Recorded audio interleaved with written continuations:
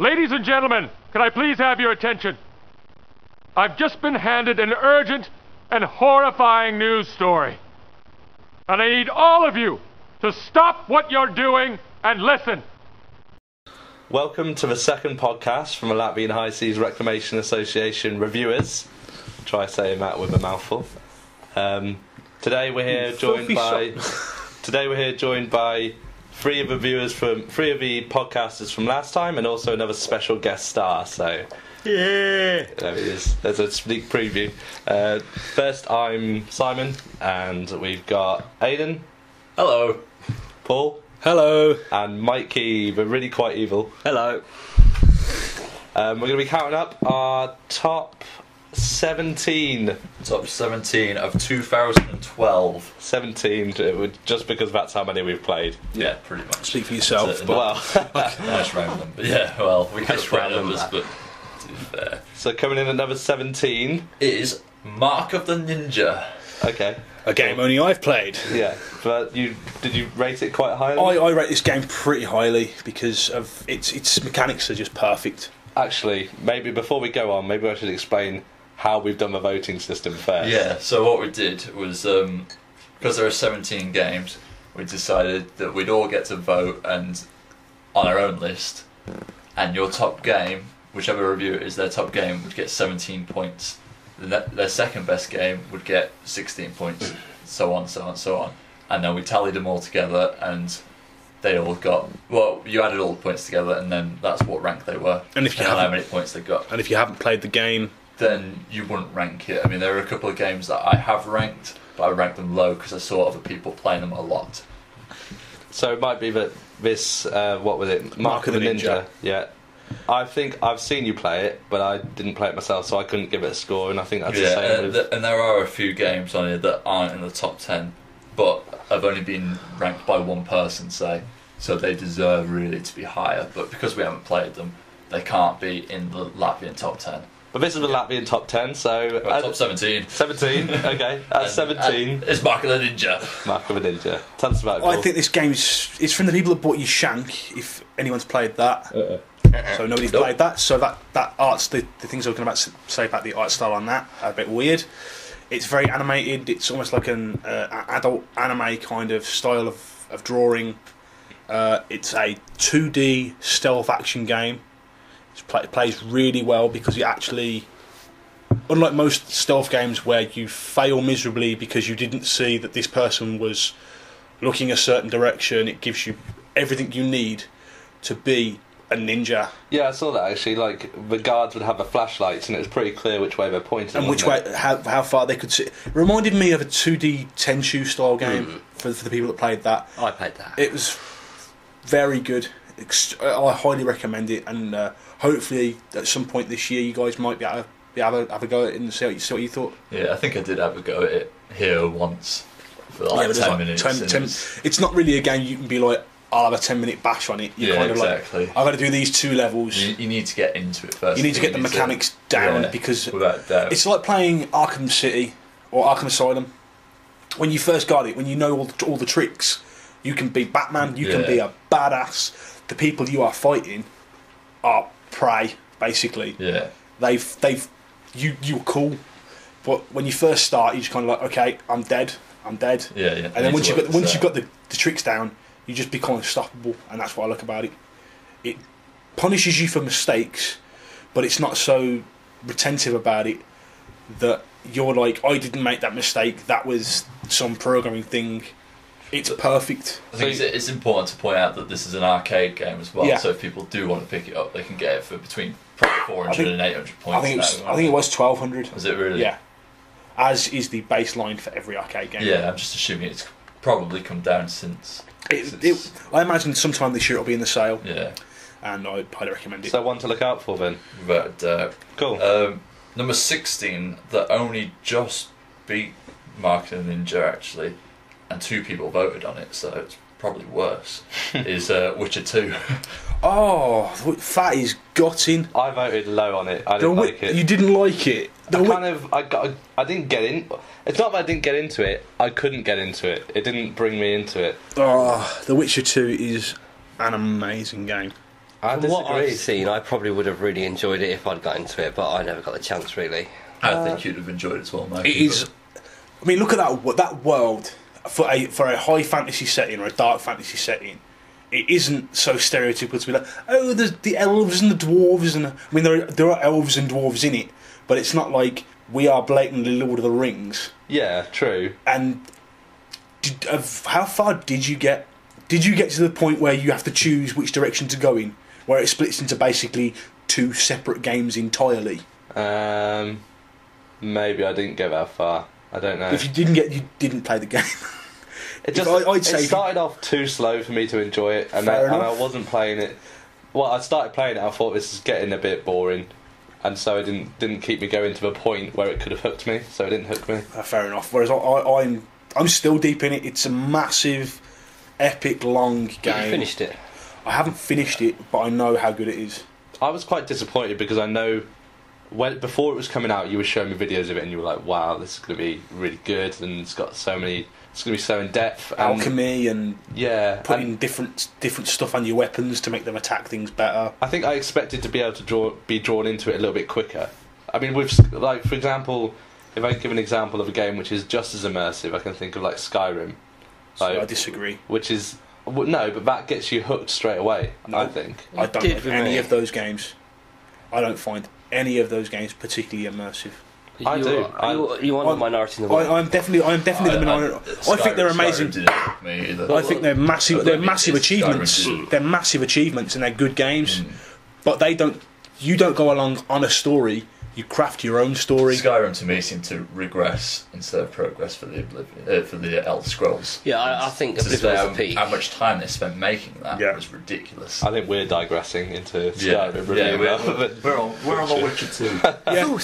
But I think that's the difference between the Elder Scrolls series and The Witcher to me. The Witcher tells you a story. So you would say then, in Oblivion, you make your own story. You would say then, although it might start out a little bit slow, do you agree that it started out slow? Oh yeah, but so you think it was worth sticking with? Yeah. For that. Okay, because I think I played it for like, I don't know how long I played it for, but it was long enough to think this isn't going to get any better. No, fair enough then. I watched you play it for a fair few hours, and I thought to myself, I'm not going to play this. This is taking far too long for anything to happen, and I can't be arsed with it. I'd much rather go shoot something, or if I'm going to do a game like that, then I'm going to play Mass Effect. I'm going to play Elder Scrolls. Yeah, that says something, because you would usually just play exactly the same games that I would play because they were there. And not only that, I'll play games mainly for the story usually. Yeah. And you could tell that I had a story that was going to kick in at some point, but to me it was just taking too long. Okay, so I think that's what I like about it. It doesn't rush its way through things. So worth sticking with if you've got the time and the patience. Slow burner. To get to it. Slow burner. Excellent. So number 15. I'm going to lose count because that's such an odd number. Number 15 is, again, only one person voted on this one. Bloody hell, I must have voted this one. But this one got a lot of points to say that only one person voted on it, so it probably deserves to be in the top 10 as well. And that is Sleeping Dogs in at 15. That was me voting for it. Yeah, you voted for it. So, so obviously that was my third best game, I think, if that makes it 15. I think it might have been. Yeah, it was definitely in your top 5. And it was. It must be if it's 15. Oh wait. Or did you vote for it, or somebody voted for it? I couldn't vote for it. I wanted to. I think it was your 7th game. Okay, well, either way. It's still in your top 10. And I've only been playing this game for the last week because I've got it off Love Film and advertisements. One of our sponsors of that game station. Thanks, we've just cursed Love Film. So I've literally just got this game. I've been playing it for less than a week, and it's really good. You start off as, I'm going to do a review on it soon, so I don't want to ruin too much, but you start off as like... Look for that on the Facebook page. Yeah, Facebook or Twitter now. We're on Twitter as well. Well, we can advertise that. Well, plug it later on, yeah. Should we say now that there could be spoilers? Well, there probably will be spoilers. By the end of this, I will be screaming about No, I'm not going to... spoilers for games. Yeah. Oh, yeah. So there will be spoilers for games. Yeah, definitely. We'll try and limit it. If you hear a game come up that you really want to play, I suggest turning it down or fast forwarding a little bit, to see if we're still on the game. Yeah, or not. if we are, then fast forward a little bit more. Okay, so with Sleeping Dogs, it's kind of like, imagine a Grand Theft Auto style game, but you're a undercover policeman and you are infiltrating a gang. So you go around doing like the small odd jobs for the gang, but also you're meeting up with the police and trying to help them out at the same time, doing drugs busts and all sort of little things like that. Really good so far. The mini games in it are really good. The action's really good. The gameplay, the storyline. What kind of city is it? You're in Hong Kong, and it's set into 4 sections. So you start off in one section, and I'm only up to the second section now. But you work your way up this gang as you go along, and at the moment you start off doing small time like territory sort of squabbles, and it gets into a little bit like more GTA 3 type thing. Yeah. Building your way up. Yeah, so far it's a similar sort of So you're undercover. And I like the way you level up, because you've got like you do police missions, you level up your police skill, and if you level up as your gang missions, you level up your gang skill. You get different upgrades for different levels. So the thing that's put me off playing this game is that it's been made by the people who made True Crime. No, it wasn't. Is it not? What happened is, it was originally True Crime Hong Kong. Right. That company got shut down and managed to sell off what they were, the like concept art and stuff. Okay. Then it was being made by somebody else. That company got shut down and they sold it on to this company who have finished it. Well, that's what put me off. Also put me off. That it was a True Crime, and I liked True Crime at the time until all of a sudden dragons started coming out of nowhere, and magic and weird crap, and it's like, was that when Snoop Dogg was in it, the second one? No, this was the first one. All of a sudden, you were fighting a Chinese guy that was 200 years old, and he would throw fire dragons at you, and it was about 2/3 of the way through the game. That sounds like the most amazing fever dream I have ever heard. So I went from playing a GTA copy type thing to, I don't know, to playing Jade Empire. Oh, it was awful. Well, so that's what put me off getting Sleeping Dogs. So far, I haven't seen any dragons. Look out for them. They're not even There is a DLC. real dragons. There is a DLC pack for Sleeping Dogs where you are invited to a martial arts tournament to the death, and it's set off like a 60s or 70s. Chop socky movie, like a kung fu movie. Everyone's badly dubbed, and it's got a film grain over it. So from what I've seen of it, there's a lot of attention to detail gone. Well, that's good. I think the game at the moment takes itself. Well, so far I'm playing it. It's not like it's a hardcore game, and it is taking itself a little bit seriously. Like it's a sort of like, this is our storyline. It's not like, for example, any of that craziness you were saying. It's not like Saints Row, where it's a fucking joke all the way through. It's got a serious sort of storyline like GTA. But if it's got a DLC like that, I think that could only. There's one with vampire. It's basically they took the undead nightmare thing from Red Dead Redemption. Okay. And they do vampires basically. Awesome. Hopping Chinese vampire. Yes. Yeah, so I'll say more of a review, but very good game. And I can't wait to play it. Yeah. Right. Well, 14. I think this one kind of deserves to be here. Maybe a little bit higher, but not by much. Is Max Payne 3. Okay. I didn't play it. So. Same here. Max Payne 3, not a Max Payne game. It's not at all. Max Payne 1 and 2. Proper dark and dingy. Everything's personal. It's not. But in this one, it's not personal. I mean, 1 and 2 is his wife and kids are dead, or his wife and kids are dead. You gotta go find out who did it. He's proper depressed. Yeah. This one is just with this one. With this one, I was just like, he's got no reason to do any of the stuff he's doing in this one. It reminds me of, considering it's made by Rockstar. It reminds me of the Grand Theft Auto 4. He's like, I don't want to keep doing this. And then he goes off and he kills 1,000 people. Yeah. He's like, oh, I'm so bad, I'm going to stop doing this. And he goes off and kills 1,000 people. And the thing about number 1 and 2 as well is that bullet time was useful. It made you a god. And in this one, you're just dead. But it was the first time anyone had ever thought of it. It was before the Matrix. And it was like, you are geniuses, Rockstar. Well done. And then now it's take like, two before. Well, this isn't as good as it should be, and you're just making it easy for me to storm through it now. See, I just found it useless. It wasn't as good as it should have been. No, because but at the same time, it was too good in certain points. Yeah. I don't know. I didn't like the amount of cover-based shooting there was. I think the story was just naff. And to say that Max Payne's based around this guy who's an alcoholic, he's hooked on painkillers. I kind of like that because that was your power-ups in the first 2 games. And he's just bent on revenge.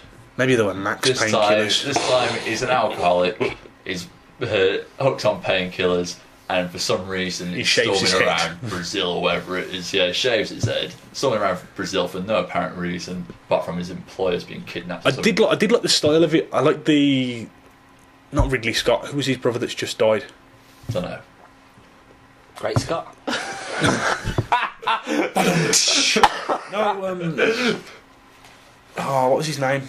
That's going to bug me now, but never mind. But shut up. It's very much in his style of filmmaking. The whole freeze frame and stuff coming up. Well, on Max Payne 1 and 2, they had for all the videos, it was a comic strip. Yeah. And obviously they can't do that in this one. It's 10 years later. People won't be happy with reading a comic strip for cutscenes.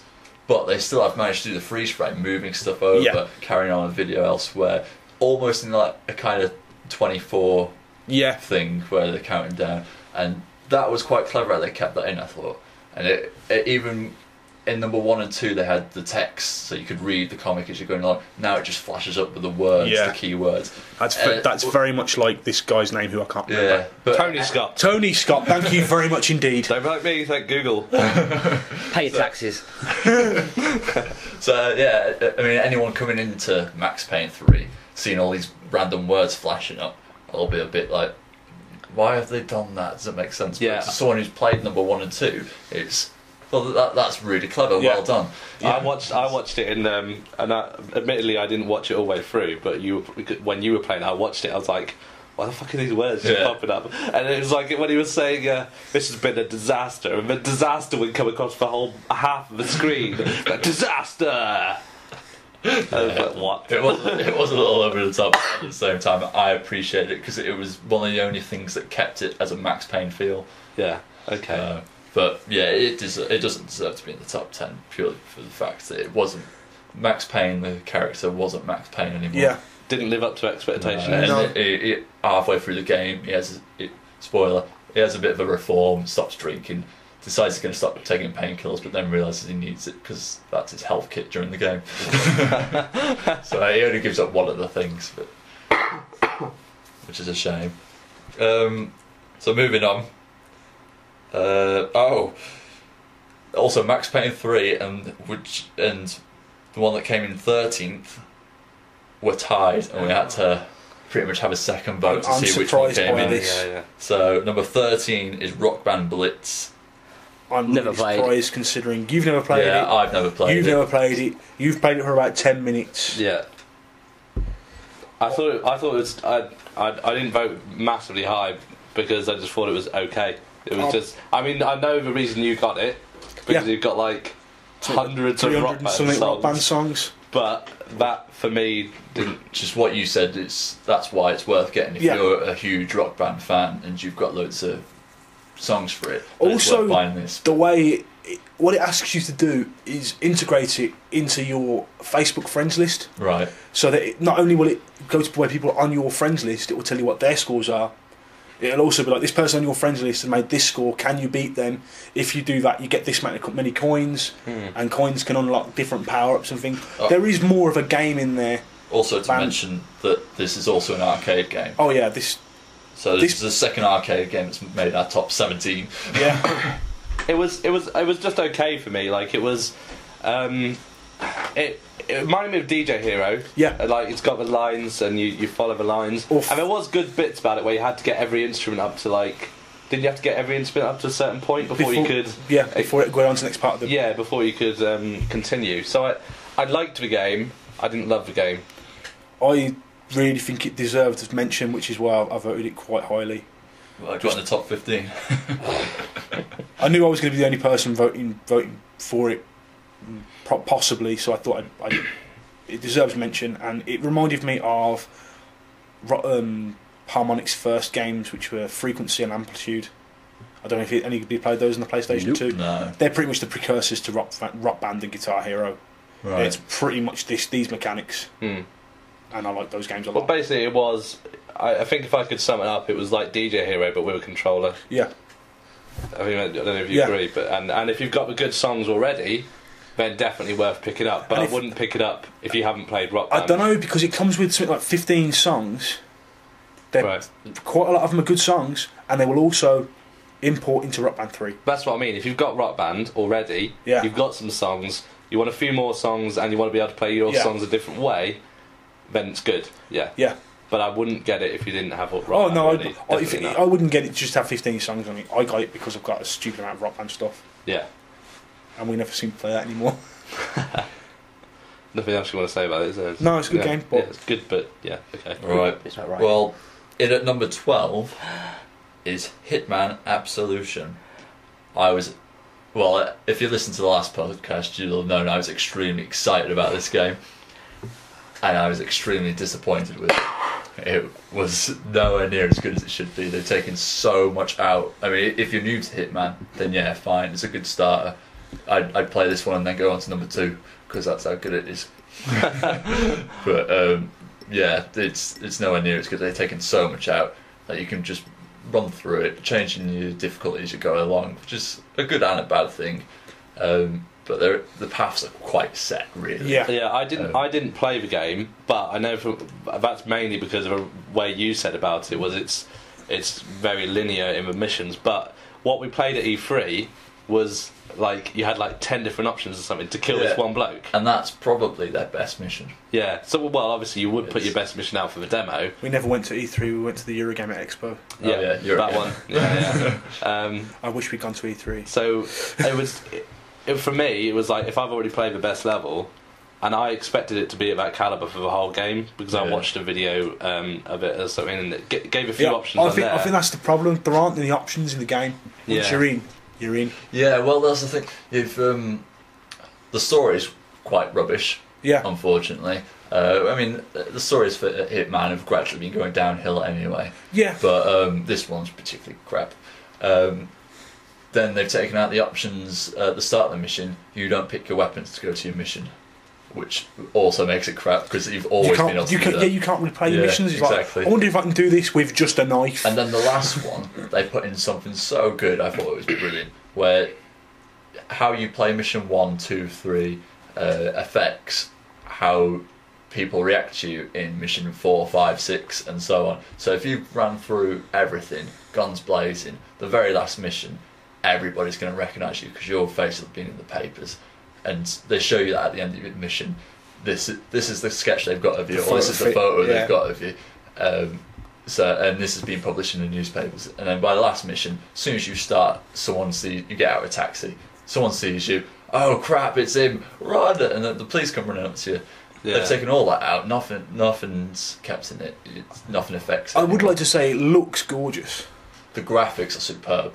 You can't fault. I don't want to just be like it's terrible. Yeah, it looks gorgeous. It's a very shiny game, but except the green flecks we got. Yeah, that's the TV. That's not the game. So it's the graphics are good. It's just the amount of guns that are in it as well. That's very good. There are some good points. You can. The whole hiding amongst the crowd. Good crowd physics. Yeah, very good crowd physics. Even better than Assassin's Creed, I thought. Yeah, without doubt, hands down. When you put a costume on, so if you put on a police uniform, all the police officers know that you are not really a police officer, so that makes them suspicious of you. But if you're in a garage and you're walking around in a police officer's uniform, they're less suspicious of you because they don't know you're not a copper. So that works quite well. Although there are certain missions, like there's one mission where you're in a train station. If you dress up as a police officer there are probably about 200 cops in this entire level. Yep. And somehow they're like, you're not a police officer, so you don't know that. Maybe they had a police officers party the night before. Oh, you mean the policeman's ball? Yeah, they all met each other. No. I don't buy that. So it works in the garage if you're a mechanic and you're walking around, because there are only going to be about 6 mechanics there. Yeah. And like, you don't work here. But if you're dressing up as a copper, it doesn't work. But it's a very good idea, and it's a vast improvement in that. If they get to make another one, which, judging by the way this game has massively dropped in price. I mean, it's £10 on Steam right now. Well, And I think it's the reason it's dropped is because you got stuff like Assassin's Creed coming out, where that's fresh in people's mind, a year-on-year franchise. Whereas Hitman's just as good as that, really. Yeah, Assassin's Creed's got a better marketing campaign. Yeah, and it comes out more often. Having played just a bit of both Assassin's Creed and Hitman, I think Hitman's better. I don't like Assassin's Creed presentation style, so... Yeah, I agree. I prefer Hitman. I prefer the entire franchise.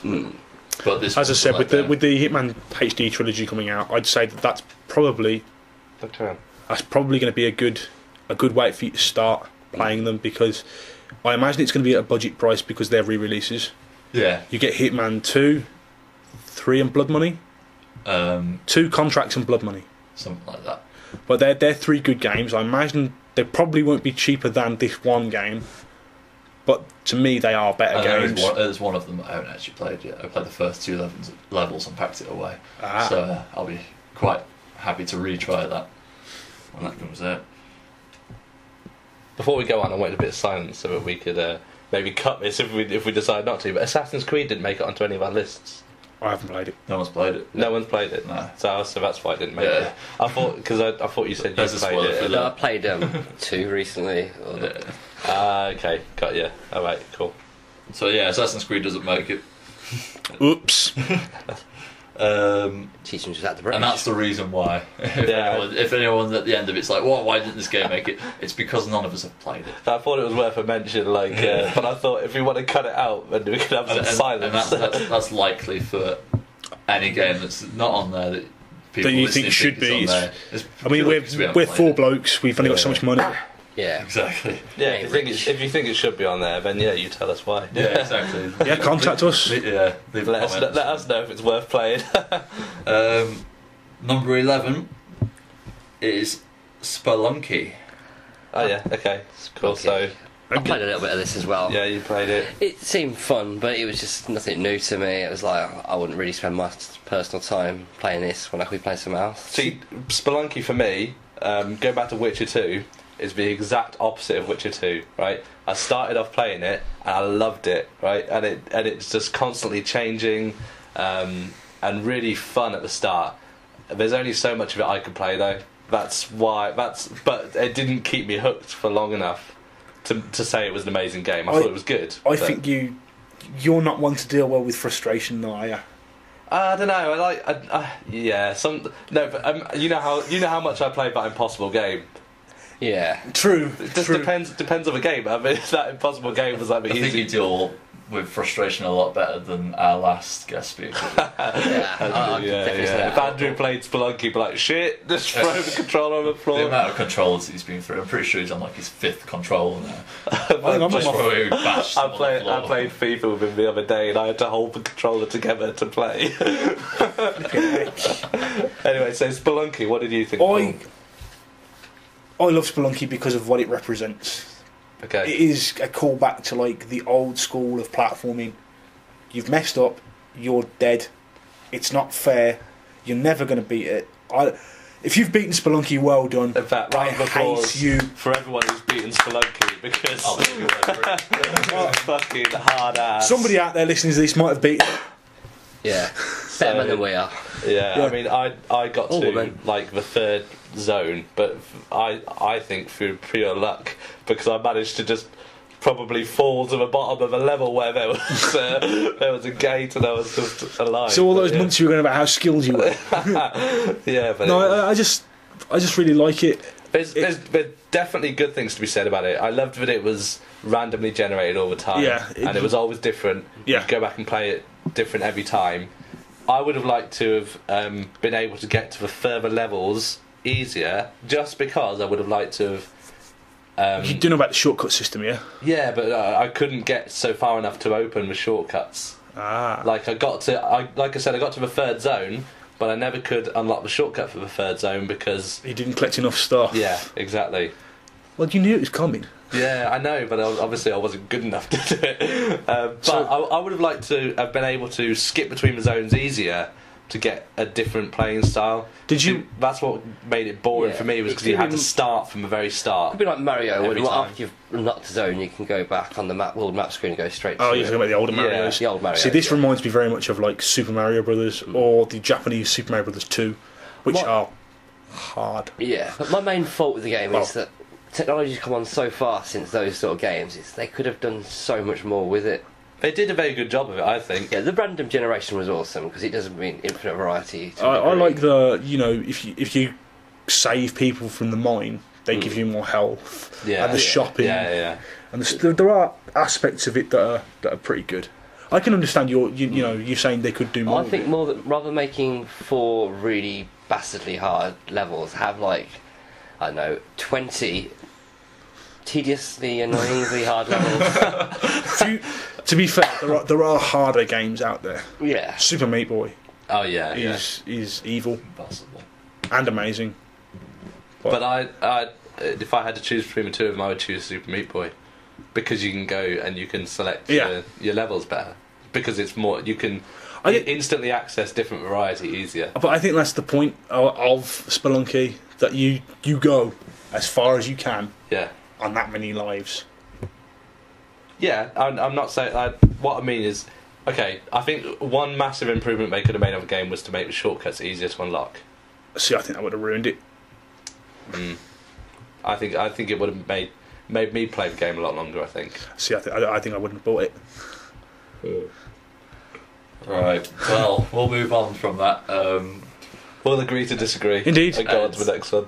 We're now entering the top 10. Boom, boom, boom. We should have had a little announcement for the top 11. I can do a countdown. Quick recap. Yeah. So, 17, Mark the Ninja. Number 16, The Witcher 2. 15, Sleeping Dogs. 14, Max Payne 3. 13, Rock Band Blitz. 12, Hitman Absolution. 11, Spelunky. Now entering at 10. 10. Love fist. So number 10. Again, only one person played. Oh, I technically it's played bouncing it me. for a little bit, so I did give it some points because it deserved. I know what this is then. Actually, I think 3 of us gave it points. One of us for music. That was me. Far Cry 3. How dare this?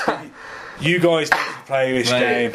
I gave it as many points as I could. Yeah, exactly. You played it for like what, 20 minutes tops? Yeah. I watched you for an hour. I think I played it 20 minutes. I haven't touched it, but based on your shining review of it, I will be playing This was my 3rd best game of the year, and it was damn close to being 2nd. I think it was still in my top 10. I only played it for 20 minutes. Yeah. So. It is amazing. The story falls apart by the end, but it's that much fun that you don't care. Yeah, when I was playing it, the American in it kind of annoyed me. That's the point. But at the same time, he made me laugh. And it's not very often that those type of American characters, because you get American characters in either they're such dicks and arrogant and you just can't stand them, or they're really normal. Yeah. There is no in between for American characters in computer games for some reason. So, but this guy was a good in between. He's arrogant as fuck, but you still love him because he's funny with it. Yeah. There's just different aspects of it. Like, I could quite happily go back to that game and just hunt. The hunting in that game is fun. The controls of it as well was a lot like playing COD to me. Yeah. It was like playing COD in a modern day Skyrim environment. Yeah. Which was cool. God, if the next Far Cry had the budget of a Skyrim, Yeah, right. that'd be awesome. It does sound like I need to play this game. You do need to play this game. I mean, I loved Skyrim, in order- and I know you love Skyrim, so I think it's going to be a game we it isn't enjoy. on that scale. I will say, a fair warning, it's not on that Few scale games are. at all. Yeah. But consider this: when you start the game, you can have $1,000 in your wallet. To get a bigger wallet, you have to kill 2 pigs and make a bigger wallet. To get a bigger wallet than that, you have to kill, I think it's two anteaters or something. By the end, you have to kill 2 sharks. You have to go into the water and kill 2 sharks to get the biggest wallet possible. and that's quite difficult. See, I just carry 2 wallets. I would love a fucking shark wallet. So Exactly. Sharks, are close to being endangered But species. what's the object of this game? You are basically you skydive onto a tropical island where you discover a load of pirates are there and they kidnap you, Right. and you escape, and the aim is to rescue your friends. Right. Along the way, different things happen, and you have a choice to make between different factions. Also, the main villain is amazing. He is the most psychotic weirdo ever, and it's great. Psychotic weirdo since Bez. I was just laughing then at how hard you were trying not to give away spoilers. Yes. You could see the pain on his face. To be fair, there is, like I said, the story isn't the reason you play this game. There are good characters in it, but the story does kind of, it leads you up to a point where you think it's going to do something, and it goes, we could, but we're not going to. But the game is so much fun.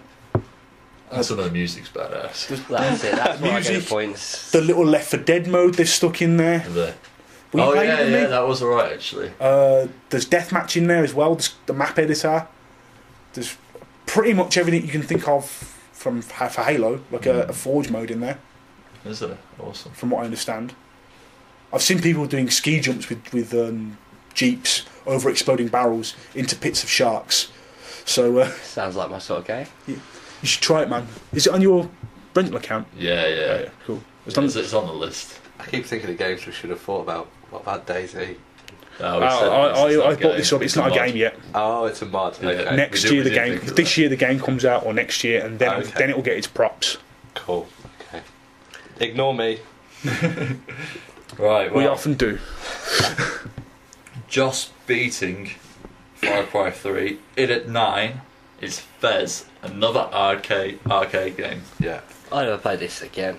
I didn't play it, but I watched it quite a bit, and it just looked mental. I played the fuck out of Fez. I've scratched the Awesome. surface of Fez, and even I know that game's awesome. Yeah, it was totally like, if you love puzzle games, it's like the ultimate puzzle game. It's nothing to do with, you don't have any action in it really. You're not going around jumping on people's heads and then trying to solve puzzles after that. You're purely trying to solve puzzles, and if you love that sort of like challenging puzzle environment, you're going to love it, because it's a 2D game, but it's with 3D environments. So you would be walking somewhere, you'd flip the environment, and suddenly, instead of walking along a line where it was before, you've got instead only one square where you're standing on. Sometimes you'd flip the environment and you wouldn't be standing on like anything. If you were mid-jump, you'd flip the environment, you could end up like you got nowhere to land. That's pretty cool. It's really good. Can you give an example of an early, like one you've got to solve pretty much immediately, just to, because you've given a decent. Okay. Well, even getting to the top, you've got to get to basically these portals. And when you get to a portals, you can go in between the levels and solve. The idea is to solve every single level. There's probably about, I don't know, 100 or something. But anyway, the first puzzle itself is getting to the top of the fucking level. Yeah. And it's like literally like you're there and you're thinking, where the hell can I go from here? You have to flip the environment to work out how you can find a route up to the top of a level. Yeah. So you might be starting off where you're literally on one platform.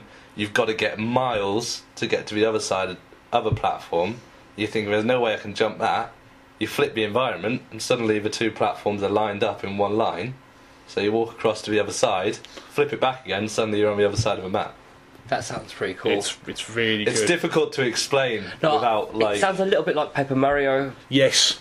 Yes. Yeah. It is a little bit. but it sounds better to be honest. Yes, but it is with better. intense puzzles, and like you get Intense. to a really. certain point, and you're like, there's nothing more I can do. My brain is completely fried. You go on the internet, you think like, how can I do this one bit?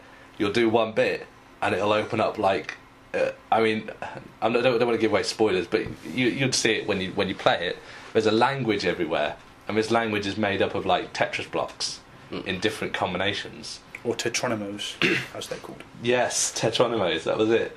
And you find out in one of the levels, you find out how to translate this language, and he suddenly opens up a whole new almost like another game. From what I understand, a whole new sort of I remember you opening that up actually. Like, what the hell is this? And I was like, oh my god, how did I not see that before? But also it's one level in the whole of 100 where you've got to find this one secret which opens it all up. And there's a lot. I mean, it was quite a while ago since I played it, but there was a lot of little things like that where you play to you as far as you could, and you think, right, there's nothing more I can do. I've got to have the internet's help. You go and look on the internet, and you're like, oh my god, this game's going to last me another couple of hours because I've got to go through all the levels and find all the secrets I missed. Definitely worth playing. And I haven't finished it yet. The only thing I didn't... Well, I kind of liked it. I thought it was brilliant, but at the same time I thought it was a bit bad. Was the little photos you take on your phone, what are they? QR codes. QR codes. I thought that was brilliant for a game to put that in, but at the same time I thought you're kind of penalising the odd person who doesn't have a smartphone. Yeah, which I mean... a few people don't have smartphones. I got a smartphone specifically because of QR codes. Yeah, see. Because they were just popping up everywhere. And I mean, for the game, it's definitely beneficial to have a smartphone for that bit. I wouldn't say it's necessary. There are places in the game where you can find the codes an equivalent and you unlock the same secret. But it's a lot harder to do. It is more difficult to do. But yeah, if you like old school puzzles, then that would appeal to you more. Yeah. So that's. But if you don't and you don't have a smartphone. Yeah. And it's made by one bloke. Yeah, made by one bloke, and that's pretty good. They were gonna. I know I read they were gonna update it or something, but he couldn't afford to. Or he wouldn't. I don't want to get into that. Yeah, but I could be quite evil there. But yeah, anyway, either way, I was trying to point out that it was made by one bloke, and that's quite an achievement to consider that. It's coming out on PC this year as well, so definitely worth picking up. Yeah. All right. Well,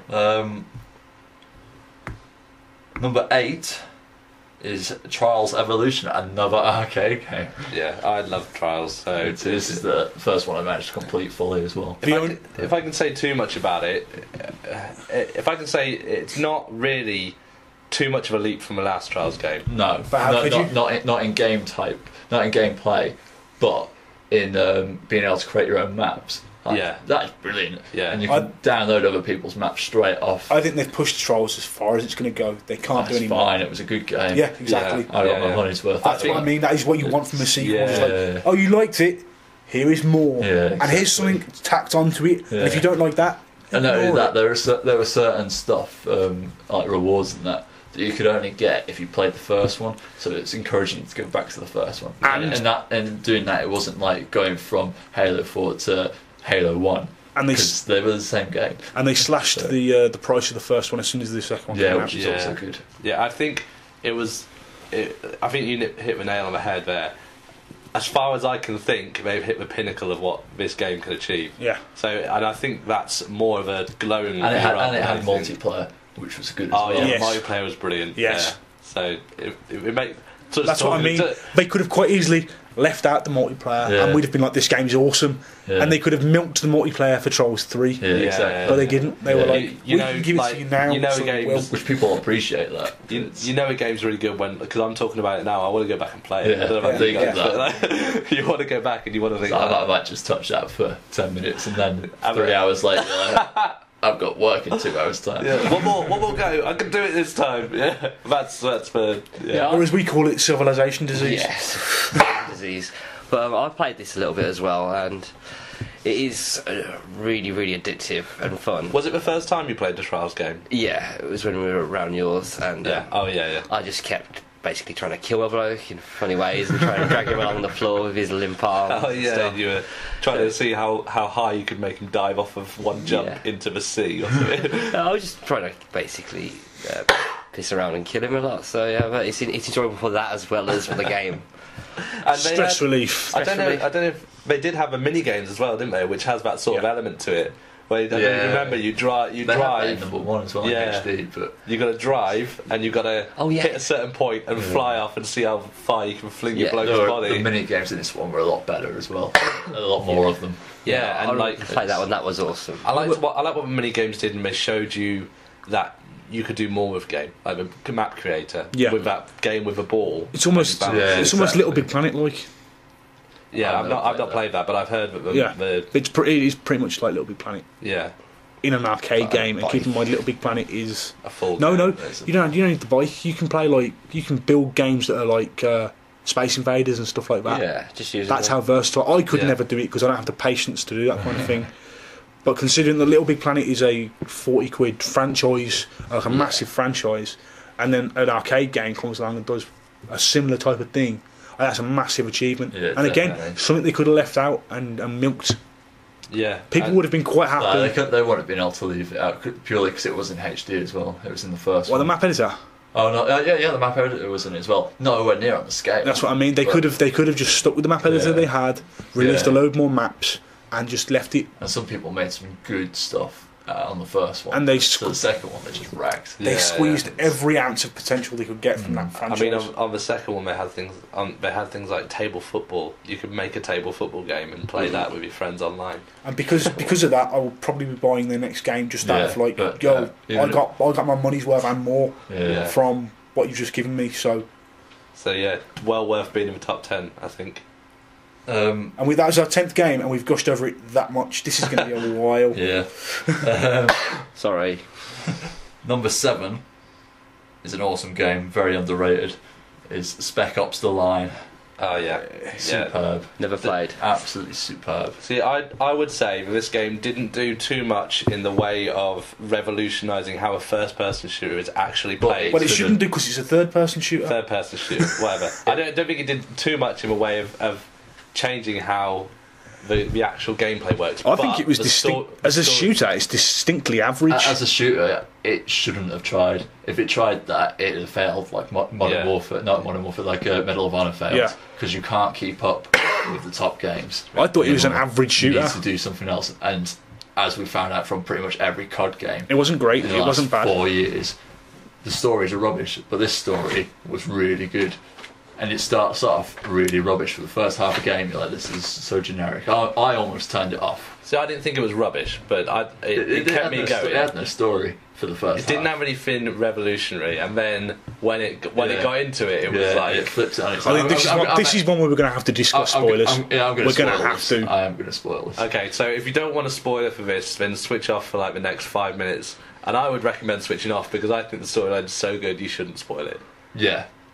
But here we go. Unless we do talk about it, people are going to be like, "What the hell are you on about?" Yeah. Right. So the story is you go in. It's in Dubai. It's had a huge sandstorm. People have stayed, and a general I think stayed in there with his army, even though he was meant to pull out to try and keep the citizens. A hero safe. General. This is the guy who saved your main character when he was in the previous war, and you look up to him. And your character goes in, Addison. and throughout the entire thing, or throughout the second half at least, is given situations where he has to make choices, and there is never a good choice. You always have to make a bad choice, pretty much. And it's showing you the effects of war, like the real, not the COD effects where you respawn, or where you've got to run around shooting boats. It's like the horrors of war. Yeah, the proper bad stuff, which is awesome. And then he starts to go mentally insane. He starts to get post-traumatic stress. Yeah, but during the battle. Yeah, and it's really good. Sounds interesting. One thing I liked about their choice system, they never went, to use a Mass Effect phrase, this is Paragon, this is Renegade. If you wanted to shoot someone, they shot them. Yeah, they were both neutrally bad. I'm pretty sure that even like most of the way through, I didn't even realise I was making the choices. And then when I was conscious that I was making the choices, I looked back and I was like, wow. Yeah.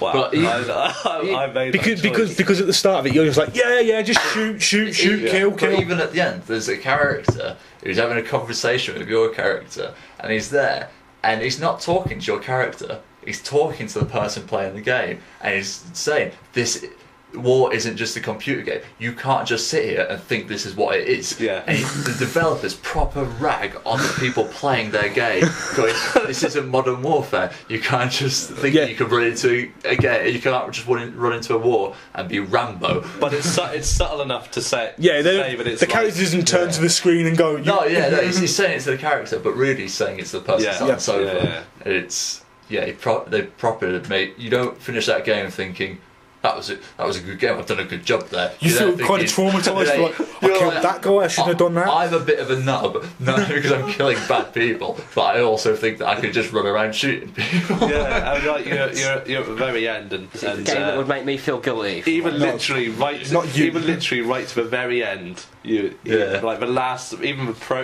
very last stand. Is it the prologue? Is that afterwards? Yeah, it pretty much. Yeah, is, even the prologue, you've got a choice of like going quietly or taking everyone out, and So you make some decisions, don't you? Yeah. But even that one, you're like, well, I've done some evil stuff. Yeah. I can't go back. I need to shoot them all, so that there's no evidence, or I just need to go quietly and. You've done enough. I've done enough damage. Just punish me for what I've done, type thing. Yeah. So that is a brilliant game. Yeah. People should play that. Yeah. Without a doubt. Even if you've just listened to all that and you haven't played it, go and play it. Yeah. The gameplay itself, I'd say, is like gameplay from 2006. Yeah, it's not a great game mechanically. Yeah, but for story wise, stick with it. And it's good. It's worth playing. Worth playing at least once. If not, watch a load of videos on YouTube about it and a load of reviews, because you'll get the general including gist. ours. Including ours. Especially ours. Yeah, this game has actually been reviewed as well on our blog. I don't think you gave that many spoilers away, and you did quite well. I don't give spoilers away. Yeah, you did quite well to give no spoilers away, considering like. But the thing is, if we're going to discuss it and we're going to say the story's good, that would have just been a 3-second thing, and we'd have done the game a disservice. What I mean is, you did a good job of in all the blogs that I've written, film and games, I don't give any spoilers, and there's always between 500 and 1200 words. So. Yeah. You can get a good gist of how rubbish a game is without fear of spoilers from the reviews. So what's next then? It's number 6. Yes, number 6, which this one was tied with number 5, and it's Cut Ups 2. So I played this a bit today. I played co-op last night, didn't we? No, we played the campaign last night. And then we played the co-op today. Well, the online today a bit. I've not played it very much, but this is the first Cut-Up I've ever played. So okay, well that's really interesting actually. So what did you think? I just think it's I don't know. It annoyed me in some ways. It looked like which fun. part, the campaign or the multiplayer? Both. The multiplayer first, the actual game physics and the way it works and the way it's set up is like, it seems like everyone's got better weapons than me, and like I can shoot them with a gun and they can take 4 or 5 shots to the chest, but if I could take 2 and I just take 2 shots to the chest, I think that's really stupid. And that's because of the ranking system, and you start off with worse guns than they do. But which is ironic. At one point I had a Remington shotgun, and in game probably equivalent of 12 foot away.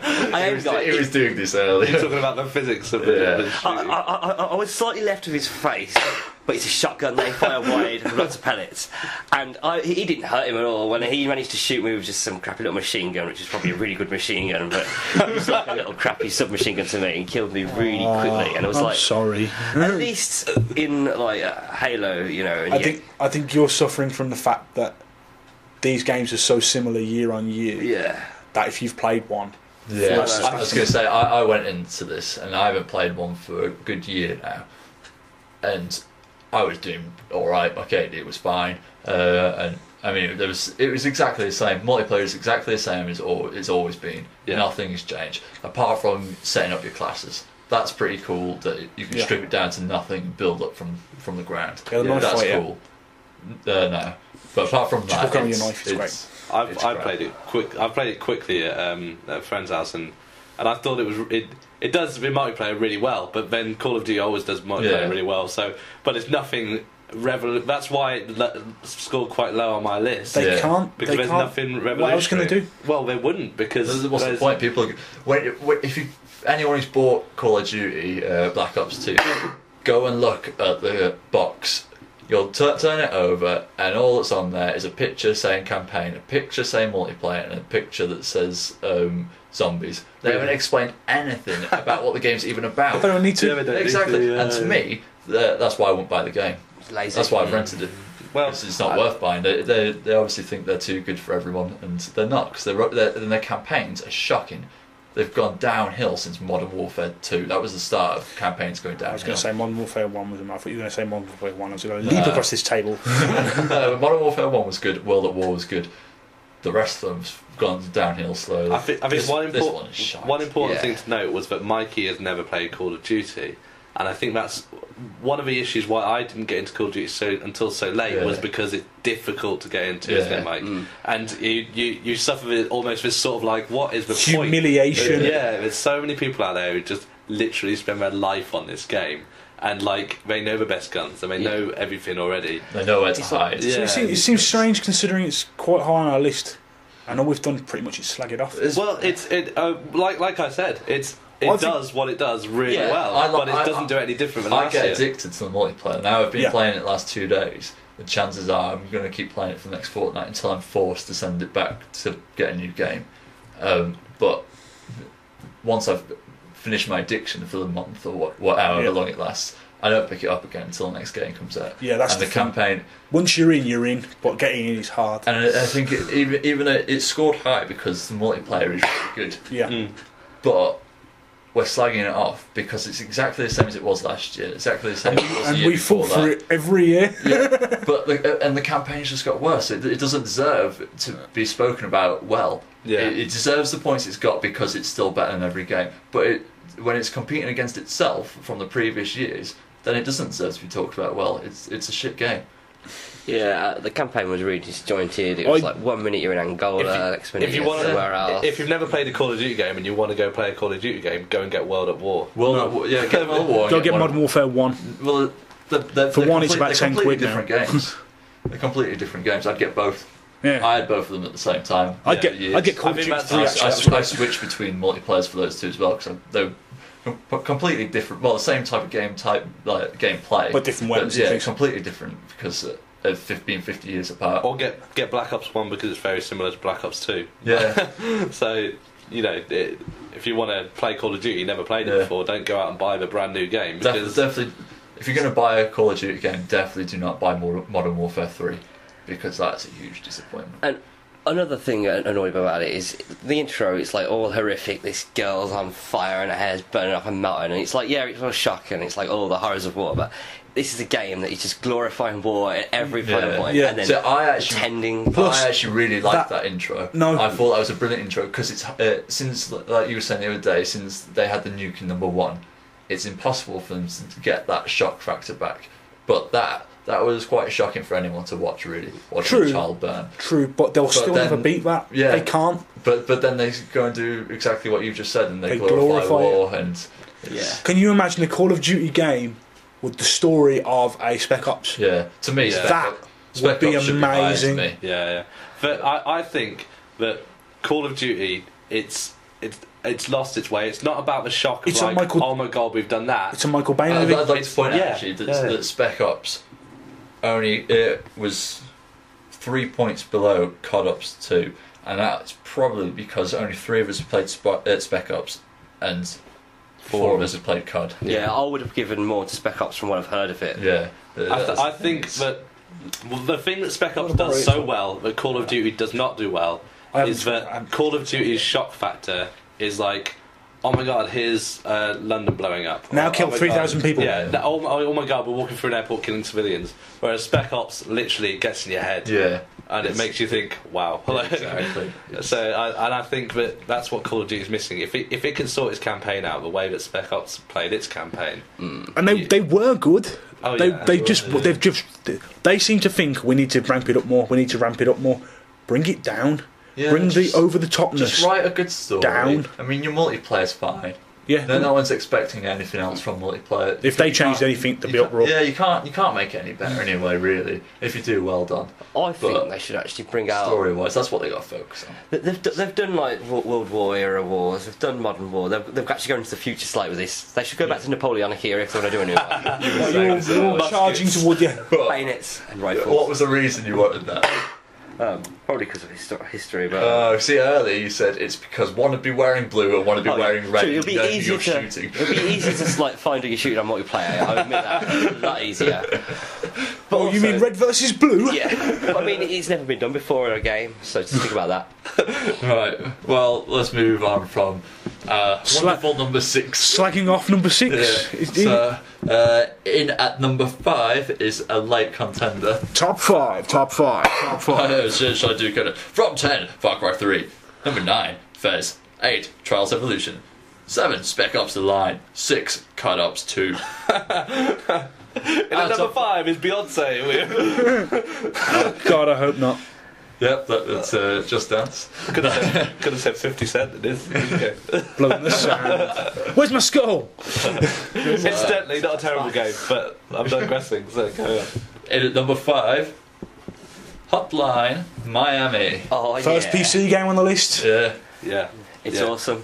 I mean, I think that's probably because I'm not a PC gamer. You're not a PC gamer. I'm a semi-PC gamer. No, you're a Civ player. Yeah, I play KOTOR on my computer.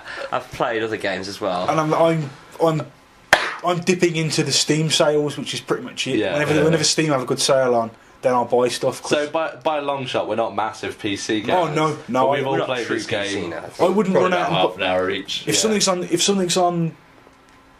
360 or PC, I will probably get the 360 version unless there's a massive price difference. Yeah. So I mean, Hotel Miami. What's the story? The story is there's no story. Yeah, that's kind of well, we haven't worked out so far. No, there's no story from what I It's back understand. to the old days when you had excuses rather than stories. You just had a reason to go and kill loads of people, which you've got. You get a phone call and you go out and kill loads of people. Let's say what the game is. It's a top-down twin-stick shooter mixed with a puzzle game. Slightly, yeah, and it's ultra-violent for its really bad, awesome graphics. Oh yeah, it's like 8-bit kind of ultra-violence.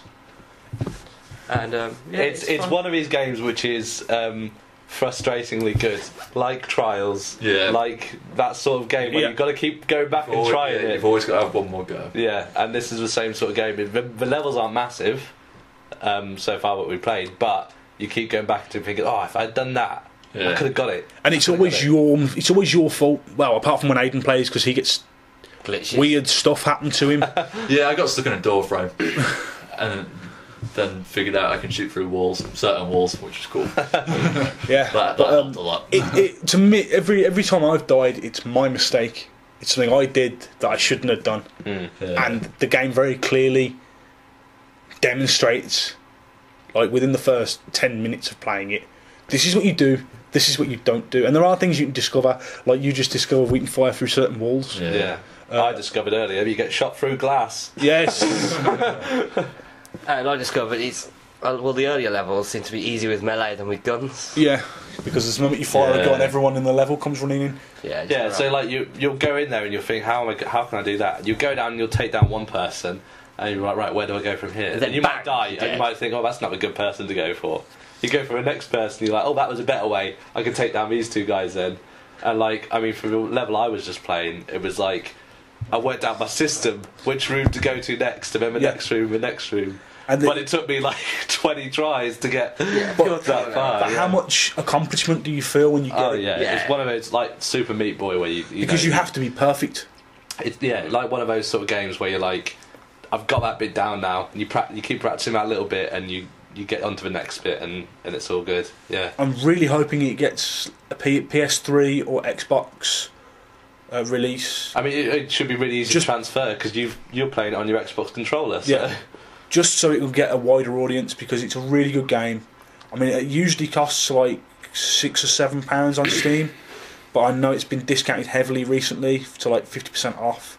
So that'll possibly keep happening. Might not do. It might fall out of favour. But anybody who's thinking about it, I'd recommend it. Yeah, I'd also recommend it. Surprised to see it so high.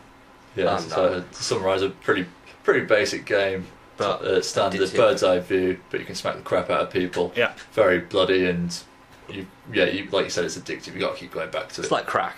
It's like yeah. Yeah, But so buy like crack, but bad for you. Yeah. So buy buy this game instead of crack if you've got a choice. I don't know about that. Right, this is where stuff's going to start getting controversial. We're in our last 4 games. I'm warning you guys, if my game hasn't come at number 1, I'm going to Right. glass At number myself. 4, We might lose a lot of friends over is this. this Bez's game? It's Mass Effect 3. That's about right. That's about I right. think we should get the ending out of the way first. Oh, what a load of crap. Yeah. Okay, wait. Spoiler alert. So Yeah, super spoiler alert. yeah. I'd give us about half an hour on this one. I don't know, man. No, less than that. I'd say. Yeah, basically, the rest of the game I actually really like, but the ending is like the whole series about making choices, and then the choice is pretty much between 2 colours, or 3 if you played it. 3 if you ragged the absolute crap out of the game.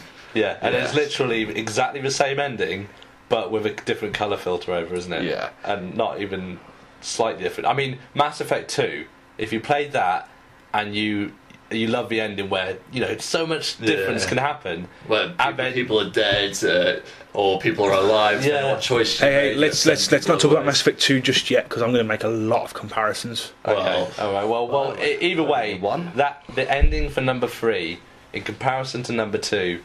I mean, if you played them 3 in a row, you'd be like, "What the fuck?" And, Yeah. Well, that's pretty much how I did. What did all my choices matter? Yeah. What was the point? I played all 3 within 1 year. I think that's the problem. So yeah, I played them all in a row. If they hadn't said all your choices matter to the end, Yeah. you'd have been like, sweet.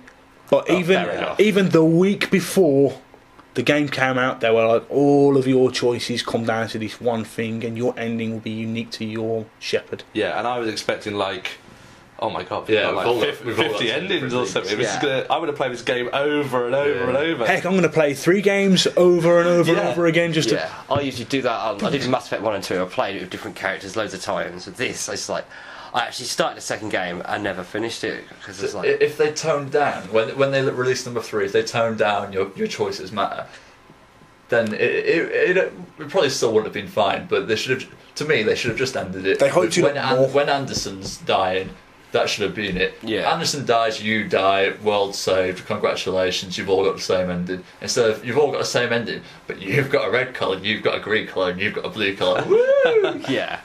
To be fair, that's it really. But, Shocking. Before the ending, though, apart from the side missions, which I admit are a pile of shit, I thought the game was pretty awesome. There's some badass elements to I it. have problems with the game. Do you? Because I agree with you, Mike. I think the game was really good. Yeah. Right up to the end, and I was thinking, oh my god, what is going to happen? And I think that because it was so good for me, I thought it was so good up to that point. That's why the ending was even more disappointing after that. I think me and Bez are going to have a similar situation where it seemed that number 3 wrecked your choices in 2. Your choices in 2 really mattered, and then when you played number 3, it didn't. I'm going to stand by the hospital all day. I'm going to die. Yeah. I'm going to meet you in one specific... But it's not even that. It's, if you saved characters in 2, it didn't matter because if they died in 2, they'd have just been replaced with someone else. Yeah. So, But then again, The same thing happened in 1, I'll give you that. no. I mean, you're saying that. He's like, the bit when you're on that planet with all the Krogans and you got to kill the super robot version of the Arachnite Queen. Yeah. And the replacement for Grunt dies where Grunt survives. Yeah. I don't know. It's not a very big thing, but It peppered it with little bits, like Morgan's... yeah, it was all It was small Morgan, things. wasn't it? The scientist who...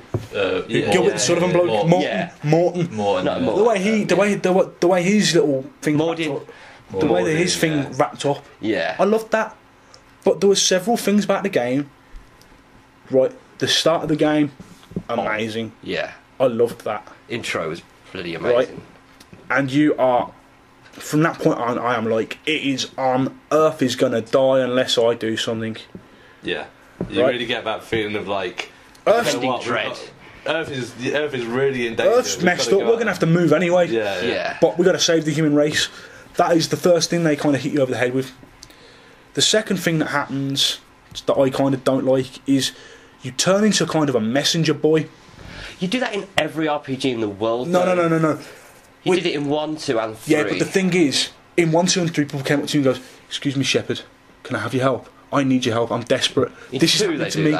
This is happening to me, and this is happening to me." In the third one, you'll be walking along, hear a snatch of conversation. Yeah. You don't even hear the full sentence. Well, I can help you with that. And all of a sudden, you end up with you've got 6 new fetch quests to go on. You just end up being a bit of a gossip, don't you? Yeah. That That annoyed the pants off me, and I admit, right, that in 2, you could have downtime and stuff because that was fine. Because while you were on a suicide mission, It wasn't. it wasn't for That the fate. urgent. It wasn't for the fate of humanity. Oh, the whole galaxy. Yeah, That's yeah, it wasn't. But by the third one, you should be like, "I am getting this stuff done." Why the hell do you go for a dance? Yeah. Just stuff like that. That's All right, true. you need downtime. The one thing on downtime I liked was you and Garrus. That was awesome. That was cool because that was still. I know I've got to calm down, but you do so many little tiny niggling things that. Yeah. Kind of, I think the issue with Mass Effect 3 is the same issue that, well, a similar issue nowhere near to the extent as what there is with COD. It's not competing against other games, it's competing against itself. yeah, Yeah. And Mass Effect 2 Mass was a Effect- masterpiece. Mass Effect 3 was awesome. Yeah. It really was. It was a good game. It was But really good. I really liked it. But there were just little things that didn't make Yeah. it as good as its predecessor. Yeah. No, it was overall the worst trilogy. But Yeah. but at the same time, I can't really compare it to CODs because CODs has digressed so much, whereas Mass Effect's just digressed a little bit. Yeah. And that's what. the multiplayer. That's have you why ever- COD I never came liked the sixth. multiplayer. the multiplayer Mass is really Effect came good. fourth. You'd like the multiplayer. But what I'm Playing with Mass Effect 3 is really good. multiplayer was really good. Yeah, but- There were some amazing bits in 3, like the choice of wipe out the Krogan or save them. Yeah. Fighting 2 actual land-based Reapers But and stuff like destroying that them. isn't new though, is it? It was new. That was new. because To that. they've done that previously. Yeah, in you killed other the games. Arachnai, but they were just Yeah. anonymous monsters. These were like species that you've been But friends with since the even first with, game. What's Grunt's race again? He was a Krogan. Krogan. It's yeah, but in Man, previous oh, games you've been able to choose how their fate goes. Yeah, but I mean, what I loved about it, and this is also what I hated about it, is the fact that this was like you were finally going to determine wrapped the everything out up. point of the Krogan race, and then after you've gone through all that and either fucked them over really badly like I did the first time round, or got everything you can to save them. And you were like, I was thinking, shit, what's going to happen now? I've fucked him over because I killed Rex in the first one on this playthrough. So I was like, what's going to happen? These guys are fucking. You killed nut. Rex. Yeah. Get out of my Oh, house. it was so fun. But the replacement's such a nut job, and you're like, shit, man. Yeah. Even if we survive the Reapers, he's You going to come after killed me and Rex. he's going to kill everyone I love. And that didn't matter after the end, because it was like, yeah, boom.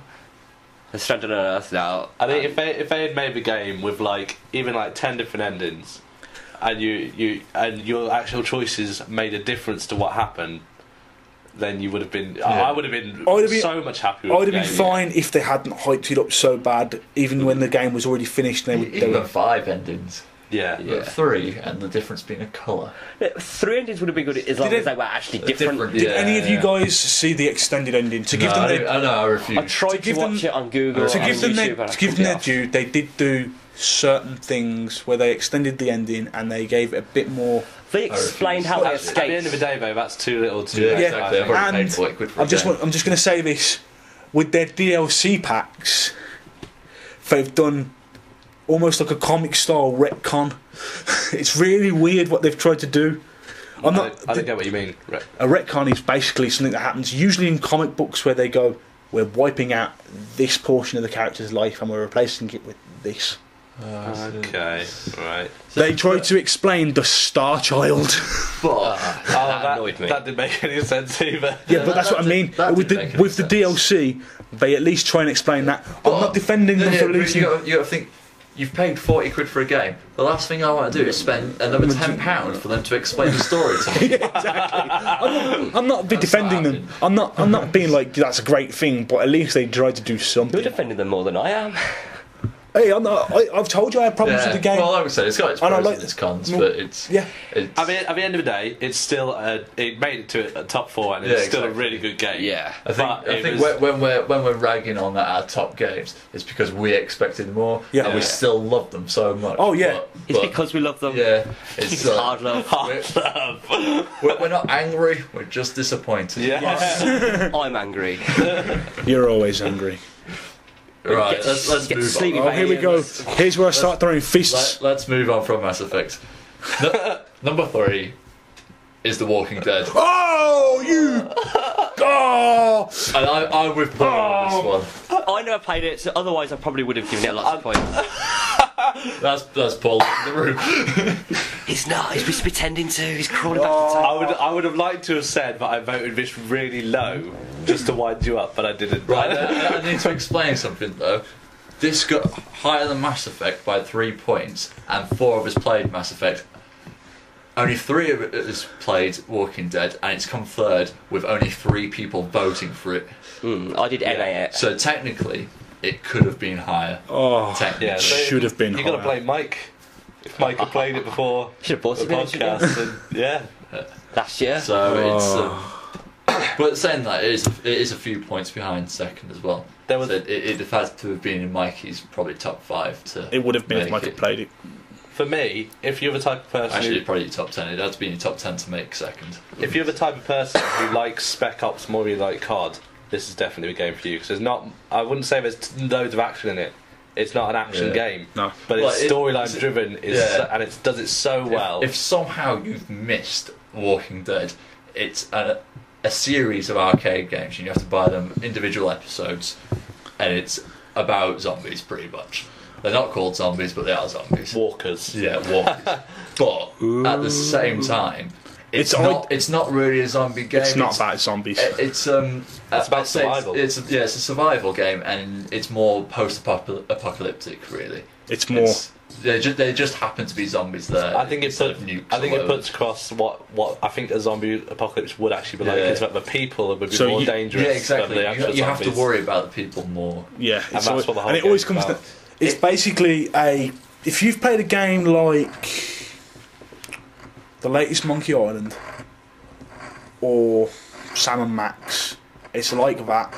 If you've watched The Walking Dead from season 1 to season 3, which I haven't, I've only seen the first series. Their characters really progress, and they really deteriorate mentally as well, and you just see them breaking up, and that's what happens in The Walking Dead. Slowly, little bits of their environment pulls them apart, and it just start getting irritable and angry with themselves, angry with other people, depressed. So, I think we need to explain more on. So you play as Lee. Thank you. And it starts off. You're playing as Lee.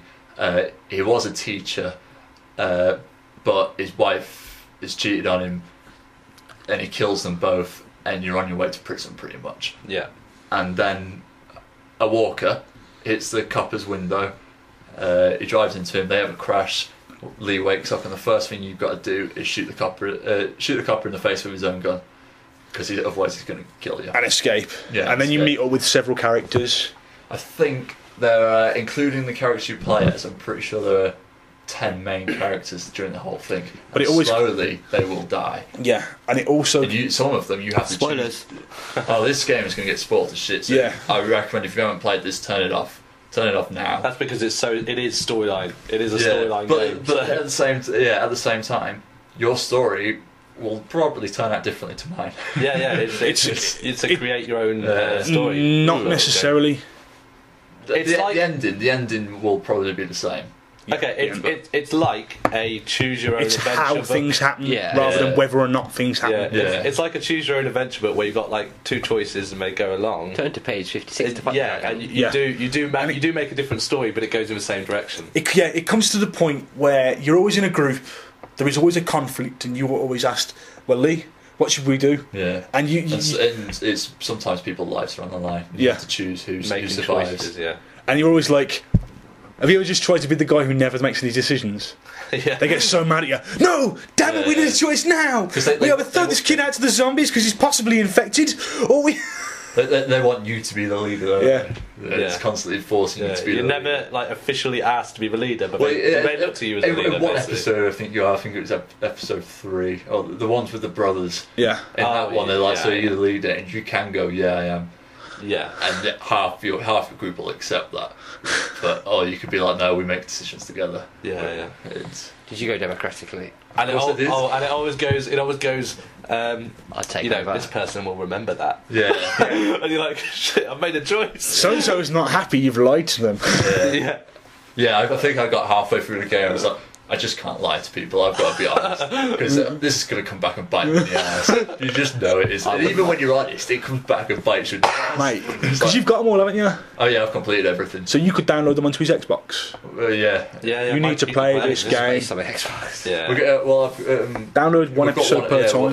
download an episode at a time with this space. It's good. But it's just But you'll have certain characters as well that you choose allegiances, and some of them are with you from the very start to the very end, and you just like yeah. and then when stuff starts to happen to people that they're NPCs, but you're like no, But you start to care about my them. best friend. Yeah, and like, but even though I found like when I was going through with right from the start with one character and that I was saving them all the time, I was thinking like, you know what? Actually, in this situation, you're being a bit of a knob. Like I wouldn't go into. I know. You know about Kenny? Yeah. Yeah. Kenny is both a nice guy and a not a dick. Yeah, but you want to. He's one of the people who's at the start, really, isn't he? And you want to. Because you as with yours by episode 5, Kenny was like, "I'm not sticking by you. I am not standing by you. You're not always by me. You're not always Where- by me. It's like with me, did one thing. You fuck off. But with me, I was like, to be fair, this is the guy that always has the gun. This is the guy who's always going to shoot shit if stuff goes off. Even if he's wrong, I'm on his side because I'd rather have you on my side than this college kid who fucks things up every time he gets the chance. So, that's the option I made, and he stuck with me at the end. And Did they all stick with you? yeah, I think so. All of them, but Kenny stuck with me. Yeah. And I was so upset because I was like, I've done everything for you apart from that one thing at the start. I almost killed Kenny at the end. Almost. I got really close to it. It's so good, Mike, because it's not. And You saying you were tired of the zombie. It's not a zombie game. No, it's a post-apocalyptic game that just happens to have zombies in it. Yeah, pretty much. And it is the best game of the year. Fuck you guys. Apart from you. Even though it's coming third, this is my game of the year. Do you know what? I don't remember if I voted it first or not. I don't think If you had, it's not on there. I'm just trying to see what. It's not on there. I don't think I did. No. Your scores aren't on my sheet. No, I'm trying to see what the other ones were. I forgot. Oh, but don't worry about it. We're going to get to them. They're good games. I don't think I did vote in my top game, but I think it was second. Yeah. I know what the top game will be. I think you gave it 14. No, it can't have. Because I gave it 17, you gave it 17, it got 48 in total. So someone did the maths. Maths, that's 34, So you gave it 16. 14. Did you give it 14? Yeah. Yeah. No. I don't know. 34. I can understand your misguided, No, you did, you gave it 14. but you Yeah, make me yeah. sick. I'm sorry. So what was it, your 4th best game of the year then? That doesn't sound right, but I don't know. Fourth? Yeah. I'm just Sleeping Dogs was third. No, you must have done it high. I'm looking at Mass Effect's score. Mass Effect got 48. Walking Dead got 51. So I would have given it. Maybe I did give it my top game. Let me just do the maths. 317. 30, 44, and that leaves 7. Yeah, you did. All 3 of us gave it our top game of the year. Haha, Well, AV that- works. All 3 of us who played it. Yeah, it does, because you haven't played it, so you can't say it's your top game. It would be wrong for it to get top game. So I mean, I don't know. That's what I mean. It was so close for me for the top and second game, and Depends what your second game is. Yeah, My second game came second. So should we move on to that? Yeah, Yeah. go on. Play The Walking Dead, though. Yeah. Yeah, for God's Even sake. if you listen to that, and there are not many spoilers in there. We spoiled a little bit to give you a kind of Yeah, a raise of the stakes. I mean, Wow, we the didn't bits. even mention Yeah. Clementine. yeah. Yep, now. You got to look after this girl most of the way through it, Yeah. Yeah. if not all the way through it, depending on what choices you make. Oh. Oh. That's I'm a guessing she spoiler. could die. Or could she? Yeah. Okay, well, play. I actually don't know if she could, because I've only done one playthrough. So. I'm only doing one playthrough. That is my playthrough. Yeah, so, I mean, I'm only doing the one. If there's one game you got to take away from this, I think a little bit underrated as well. But I mean, because it's an arcade game, man. It's like, but every reviewer that's done their 2012 top 10, I'm pretty sure they've given it's it been first, one or two. Yeah, but it hasn't had the advertising campaign that well, exactly. the other games have. It's made it without being advertised at all. So if it's everyone's top game. Yeah, and I think you'd be paying some like 20, 25 quid for it. Yeah, it comes for a game. If you're worried about hard drive space, it's actually out on disc soon. Oh, each episode is 2-3 hours long each. So you're looking at about 12 hours worth of gameplay for 25 quid. Yeah. On our top game, on IGN's top game, and everyone else's top game. Yeah. So. That was our top game that came third. Yeah. The game that I voted second came second. Halo 4. Yes, I know. Thanks. I couldn't bring myself to vote it second. I'll just point out that Mike is cheering, not because Halo's come second, because he knows what came first. we'll get to that. We'll get to that. I love Halo 4, and the one thing which Halo has done, which COD has completely failed to do, is it's revolutionised the way Halo is played, but kept it the same as Halo. Yeah, it depends. There are a few things that I dislike. I hate the campaign. Campaign is shite. I think the campaign's awful. Campaign is the biggest part. It's slightly above Call of Duty's campaign. Considering, if you go back and listen to the first episode of the podcast, I said I loved Halo campaigns, and I always have, and I didn't like the multiplayer. Me too. Yeah. It's totally reversed. See, this is why I couldn't vote it in my top game or second, because I think I voted this third. I think so. Because I couldn't. I wasn't as impressed with it as I could have been. Yeah. And that's mainly. I mean, I'm sure we'll get onto it, but that's mainly because of Spartan Ops, and that's quite disappointing. Have you played the latest episode? No, but I've played the first two episodes. Now it's up to episode 6, and now they've pulled off the single player people to work on like Spartan Ops, so there's a lot more of a story going on. I'm not particularly pleased about that because you didn't like the campaign. Yeah, well, I mean, if you read the books, there's 3 books that might go with it, and one of them's just been released this week, I think, so that doesn't really count. But if you read them, which are hard to read because they're quite boring, and the writing style is quite boring. The story itself's all right, but if you read them, the campaign makes a little bit more sense, but at the same time, doesn't make much sense. Yeah, I think you definitely need to play the campaign twice to understand what's going on. It's I hated the campaign because all it did was it took a situation that could have gone anywhere in the world and went Covenant. Yeah. That was another thing that annoyed me.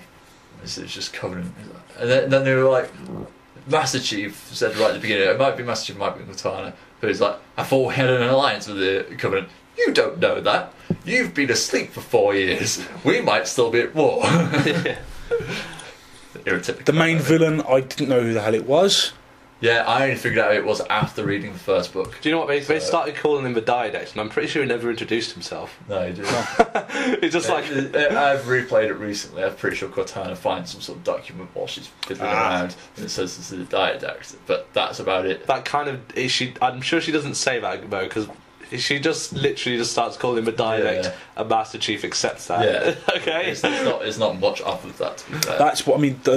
I like Halo campaigns. Level wise, it's not bad, but the plot is just could have gone anywhere. They could have done anything. Yeah. I think they did some good things with the campaign, but flying the Pelican was a little bit disappointing, actually. I think considering what the space battles in Reach, they could have done a lot. I really wouldn't know because I haven't bothered to finish it. That's how disappointed I was. Really? Yeah. Okay.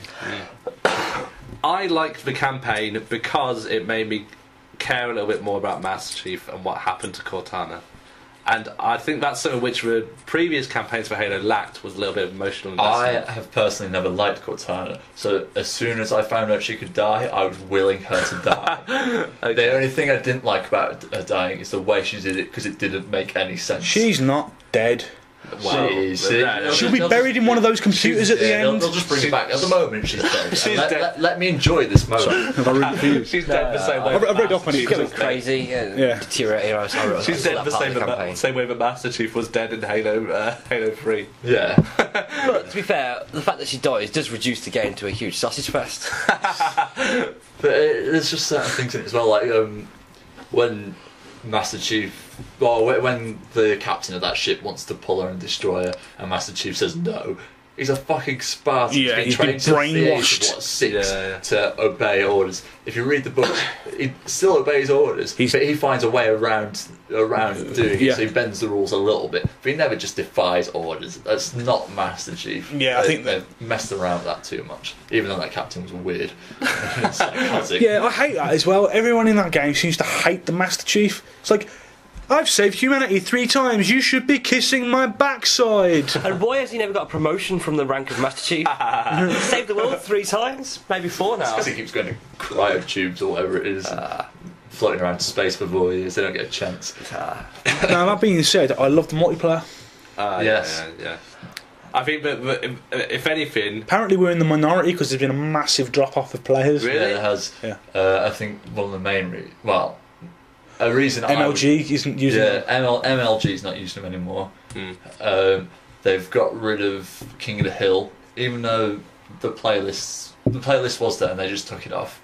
The DLC, you can only play it on the DLC map varying the choice. Yeah, so that was a bit disappointing. Yeah. The X that comes up to say you're dead is no longer there, so that kind of destroys the need for communication quite a lot. So that people know they don't communicate. I still find myself now saying on my X, there's a sniper rifle, and people are like, what? Yeah, what do you mean? That makes it even harder. I think that I don't know if that's a good thing or a bad thing. I like it's a bad thing. I like that you can set, but it makes you never. You have to come up with your own names for little places on the maps. Yeah, but that only works for your team. If you're playing by yourself with other people with mics, they don't know your little names. I suppose. It destroys it. And that's why in Reach you'll find that people have all got, or a good, at least third of people have headsets. In this one, you're lucky if another person's got a headset. Yeah, most people who've got headsets are in a private chat. Yeah. Another thing they've done is the Forge world. I know we all were really excited about this. Yeah. But after talking to Orion about it last night, he is so disappointed. Really? Yeah, because he says the magnets are fine if you're making a basic map. As soon as you want to make something good and something detailed, it just ruins it because you can no longer, before you could type in the numbers, can you get the right numbers to line everything up? They've taken it out now. You can't switch off the magnets though. You can switch off the magnets, but there's no numbers to say what line it's on, what altitude it's on. Yeah. Oh dear. So that makes it really hard for them. Also, they've taken out races, so there's no longer any checkpoints for races. And the way people get King around of the Hill, it is they do King of the Hill. Yeah. But if you fall off the map and die, you're right at the start again, and you have to go all the way around the track. Yeah, you're right. Actually, I played a race, and I haven't looked much into Forward World or the custom maps. Actually, that's a really bad point. It's really difficult to find custom maps now. Yeah, because they haven't set it up. Yeah, because before you could just go. They are setting it up, but they haven't done it yet. Well, anyway, so the game came out in what, October? Yeah, but that's one thing. Because I played a game of race, and I was like, oh, this is a bit odd. Why have they done King of the Hill? Yeah, but because I haven't looked into Forge yet, I've been a bit too busy playing. There's a lot wrong with Forge, according to Orion, who spends most of his Halo time on Forge, making Forge maps or playing custom games. Yeah, he did. There's a lot wrong with the Forge world. The multiplayer itself, apart from the X thing, I really enjoy. Yeah, I think it's faster paced. It took me a little while to get into it, but now I do. They've taken a lot of the good things from Call of Duty. We've got loadouts, which is a massive. But at the same time, I still use the stuff that I unlocked first. They've taken it from Call of Duty, but at the same time, you've only got 5 weapons to choose from. Yeah. So therefore, and you can buy those weapons straight away. Yeah. As soon as you enter the game. So if you don't have the loadout that you don't want. If you got to rank 10 and above, that's pretty much your own fault. Whereas in Call of Duty, if you're rank 10 and someone's rank 60, then they've got something nasty. Yeah. I think that they've got. They've got all of the good, some of the good things they've taken from CAD. Sprint is in there permanently, which makes it faster. It's higher speed as well. And it makes more sense. Like, these super soldiers couldn't sprint before now. Yeah. They still can't swim. Yeah, they still can't swim. Andrew said something genius earlier. We were playing. I forgot what map it's on. Was he raging? A little bit. Well, yeah, he was raging. But he was running around and he's going, "What the frick? I'm getting stuck on rocks. I should be getting stuck on rocks. I'm a freaking Spartan." Brilliant. Good old Jack. Like, it's completely not his fault. Yeah, it's like, I shouldn't be getting stuck on rocks. I'm a freaking Spartan. That's a good point. Spartans should not get stuck on rocks. I'd love to see Andrew in a Spartan armour. How funky must Master Chief's armour be? I think their armour's pretty shit. It never gets changed. Yeah. I know, funky and smell, yeah. I just mean that I think their actual armour is pretty shit, considering this is like 500 years in the future around, and it can still get broken by like 5 or 6 bullets to the chest plate. What's the point of wearing armour? You got to think this is 500 years in the future. Bullets are better. Yeah, the bullets are better. They're not better, they're just the same as bullets. You don't know that. Well, maybe they are better. Everybody you're fighting is wearing super soldier armour. If it's so great, why bother with the shields in the first place? And why can you get one headshot and you're dead? And why are bullets better than all the copy weapons, really? Or meant to be advanced super alien technology? Yeah, that's something that internal consistency. A lot of people have bitched about is the AR. That is now so much more powerful. I think it's a third more powerful than it was before, and it's a standard loadout. Andrew was going to the extent of like before it took like 22 bullets, now it takes 15 bullets to kill. I think it was 19 and 12. It just ranted me earlier. Ranted about it. But I've made a connection between CAD and Halo. It's like that. Halo is like emulating style of CAD on the online, and CAD is going into the future. So I reckon in CAD 15, you'll actually see the foundation of the Spartan program. And that'll be interesting on PS3. It'll be more into one game. That's what I think. So, if you were to choose between Halo 4 and the predecessor Halo Reach, which one would you choose to play? Campaign-wise, I'd go for Reach, hands down. I agree with that. Hands down. Yeah. Multiplayer, 4 Josh. I'd go for Reach. Although, I'd go for Reach. I'd go for 4. I'd go for 4 as well. I prefer 4's speed. I just hate all the small maps on 4. I think they're all shit. Well, the Reach ones are awesome. I do think they need to take a lot more, which they've lost from Reach. To me, campaign-wise, for all of them, Reach wins hands down. Hands down. Multiplayer, Halo 3, because the maps were superb. Yeah. Halo 3. Even though I don't think I can go back to it now because I need sprint and all that crap. Yeah. For its time, and when you compare it to everything, it's badass. Yeah, it's definitely the one which I had the most fun on. I was disappointed when the MLG playlist on Reach, and all the Halo 3 maps were on that. Yeah. But they never gave it to the rest of the players. That really pissed me off. I'm hoping that Halo 4 soon they're gonna release a few more maps because they've got this Community Forge test now, haven't they? Yeah. So hopefully, which gets more players than the DLC. Section, so because it's free, maybe. But yeah, well, but loads of people have got the DLC. They must have. Yeah, I've got the DLC. At most, you find 500 people playing it. Yeah, because I've got the DLC. The maps are good though. The game types are good, but is it worth the full price for DLC? What would you think? I'd say no. I don't know yet. How much is I haven't come out. DLC? 1,200 points. So tenner. No, 10 of 3 maps. 3 map packs. Some more games. The only time I'll be buying the DLC, because I don't have it, which I usually have every DLC. I've always had every DLC for Halo. But the only way I'll be buying it is if I get all the achievements for the achievements I've got access to now, and then I'll buy it just to access some achievements. So that'll be it. Points for you. Yeah, well, I won't be buying it for the maps or anything because people aren't using them. I can only play it on one playlist, and I'll be meeting the same people every game. I'm hoping that because of this Community Forge thing, we'll see a lot of the previous maps from previous games come back in.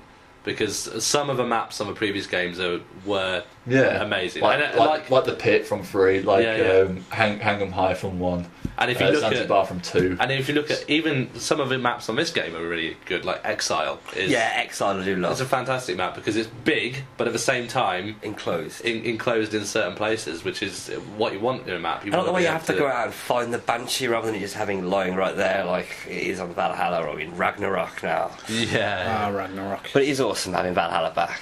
I did love that on 3. See, I miss Blood Gulch. I play it too much, yeah. So. But yeah, almost every big team match I've had has ended up on Valhalla. Because people, but for some reason, people just love that map and they will vote for it. It's a good map. It's a good map when you play it 30 times times a a day. Yeah, without doubt. Yeah, even I started getting sick of it after a while. Yeah, and you play it like much less than probably I play it. So yeah, but I think I'd like to say that the game's an overall improvement, and I'd like to see it improve more. Oh yeah, the think it's an graphics. improvement. The graphics are awesome. amazing. You can't fault the graphics. I doubt we're going to be able to see the Xbox 360 push any further. I don't think it could. This is as far as it's gone for graphic wise. To be fair, the new one's coming out soon, so if you compare it to Reach, it's just like, what the hell was Reach that? was a lovely looking game. Yeah, but when you compare compare the two, That's what I mean. That's what I'm trying to say though. Yeah. Reach was good. Reach was lovely. I'm like, was that Xbox One or was that early Xbox 360? But the campaign really let me down. Yeah, it let me down as well. And like I said earlier, I play games for campaign, and especially Halo games, because that's the universe I'm into. Exactly. And it was a flop. But multiplayer, I quite like. Yeah, I like the multiplayer. Yeah. I voted it highly for the multiplayer. So it's that's it. When I was thinking about my votes, and I was like, should I give this second? I was like, well, yeah, because it's the game I'm going to play until the next Halo comes out. It'll be the game I go back to over and over again. Multiplayer saves it. Yeah. But if that campaign had just come out, if I was to give that campaign a score out of 10, I'd give it a 6, and that's purely because I read one of the books. Before I read the book, it'd have a 4 because it was shit. Okay, but saying that, it did make our top 3 games. Yeah, purely because of multiplayer. Yeah. That's how good the multiplayer is. Yeah. If you don't have any friends, then don't buy it. Or because add us on the Xbox and we'll play with you. Because no one will talk to you, because no one has headsets on. That's something we could put on the... and if you're crap, I'll be better because it makes me feel better. Okay, so if you don't have any friends and you want to play Halo 4, we're going to put our gamer tags on the blog and then you can play with us. Yeah. Alright, cool. Go on. Alright, so as a favour, we won't put Andrews on there. Yeah. You don't want Andrews. Just us, that's a good thing. The links to the blog and to the Facebook page and to the Twitter page will be found in the links below, which there should be links below, hopefully. Well, the Facebook page is LHSRA Reviewers. Yeah. The Twitter is LHSRA_reviewers. Or at LHSRA YouTube's LHSRA, or the LHSRA, I think. Yeah, reviewers. I don't it's the reviews, LHSRA. It's just the LHSRA. That's about it. The blog will be that as well. There'll be links. Google it. Do we come up on Google? Google me. If you Google the LHSRA Reviewers or LHSRA, I'm going to find out. Come up surely. Do you really have to Google yourself This now? is the first time I've Googled myself. We've got to find out. Let's do it live. It'd be like a box opening. So while Simon's doing that, I'll do a countdown of our top 17 and then announce number 1. 17, Mark of the Ninja. At 15, Witcher 2. At 15, Sleeping Dogs. At 14, Max Payne. 13, Rock Band Blitz. Coming in at 12, Hitman Absolution. Number 11, Spelunky. To read my writing then. Top 10, Far Cry 3. 10. At 9, Fez. 9. At 8, Trials Evolution. 8. At 7, Spec Ops The Line. 7. At 6, 6. Number 5, 5. Hotline Miami. At 4, Mass Effect 3. 3. At 3, but should have been 1, The Walking Dead. Fuck you all. At number 2, where it belongs, Halo 4. 2. And At number 1 is XCOM. Enemy Unknown. Awesome. Definitely the best game of the year. Sweet, the second best game of the year. Best game of the year. I voted it second as well. Do we come up on Google? We do come up on Google, but we come up as 1, 2, 3, 4, 5, 6, 7th on Facebook. But our Facebook. when you type it, if you type in LHSRA, we come up 7th on Google. What about LHSRA Reviewers? I have not tried that. Because that might narrow it down. I might be building a website soon. Yeah, stay tuned for the website. Yeah. Possibly. Yeah, so we come up. Our Facebook comes up as 7th on Google. and Is that under, that's with when reviews we as put well? in LHSRA. I know if you put in LHSRA Reviewers with a At the top. yeah, Yeah. There you go. LHSRA Reviewers. There's a video of me. Great way to just take apart our like big number one thing that we've just done. Yeah. We just be like, one, and he's like, yeah. Number one is LHSRA Reviewers. Let's do it again. That's 17. Fuck that, Yeah. my voice Okay, hurts. so number one was XCOM, Enemy Unknown. I think I ranked this third personally, I but put it was an first. awesome game. It was an awesome You put this game. first. I thought did. you would. I put this From second. the creators of Civilization. Pretty sure I made this second as well, and I think deservedly so. The storyline. There isn't one. It just Really. definitely Not deserves to be in really. everyone's top 3. It's not a game you play for story. It's a pure gameplay. Where did you mechanics. place it? I've placed it third. And considering that it's a game which is not storyline driven, really. Well, I placed it third purely for the fact that you've got your soldiers and you get to name them. So I just named them after all of my friends, and you grow attached to them. And Yeah. you don't want them to die. Yeah. And then they die. And So then we they should- die, and you're really disappointed. But at the same time, if I wasn't naming them after my friends, I think I'd get bored of it quite quickly. No. I didn't name them after my friends, and I didn't get bored. Did you not? No, Yeah. but I did have one or two because, like, you get you think, Should we say what I've seen that name a few times. How many battles has that one been in? You look at it, and it's been like they've been in 4 battles. They've killed like 6 people. You're So like, it's a. yeah, I'm gonna keep hold of this Should guy. we say what it is first? Yeah, before? go on. It's Okay, a yeah. turn-based strategy It's like game. a machine gun wielding Vandal Hearts, really. Vandal Hearts was what I was going to compare it to. Yes. Yeah, if you play Vandal Hearts, you've got it's pretty much a grid matrix. You run along. You've got, and it's just awesome. You're fighting aliens. They're very cartoony. Your troops are very cartoony, but It's not so obvious as Vandal Hearts, though. It's No. like obviously No. way more polished up. yeah, yeah. Well, that was PS1, wasn't it, Vandal Hearts? Yeah. But yeah, it's pretty amazing for what a simple, complex, simple. It's a simple idea. Yeah. It's you versus aliens. You get so many moves. They get so many moves. Then you get moves again. And you, First one to kill the other team wins. and I think the story is aliens have come. You've got to find out You could where they are, and you've got to destroy them. decode their technology. Decode Yeah. their technology. That is the- use it against them. That is the other half of the game. The whole research and development side of Yeah. it, Yeah. and Yeah. keeping the countries happy Yeah. because they provide your funding Yeah. for your weaponry and to hire new soldiers. I mean, I played it on quite an easy difficulty. I still found it pretty challenging in the actual game, but the management side I didn't find so challenging. Yeah. But I will be getting the Bastard game on normal, that's back at some managing. point, and I You will completed be. it. Yeah, I completed it, Yeah. but I only completed it on easy. But I know that it will be such a more in-depth game if you complete it on harder It's really difficulty. difficult and just on normal. And I don't usually go back to games once I've played them, but I think this is a game I'll definitely be buying and picking up again. it's I mean, it's a turn-based strategy game. And to consider it a turn-based strategy game, That that's genre, got to our top. that genre's dead. Yeah. It's not. Not now, but if you said 2 years ago, a turn-based strategy game would be number one. I think it was Well, in my for top us. 3 purely because it was really addictive, and I can name everybody.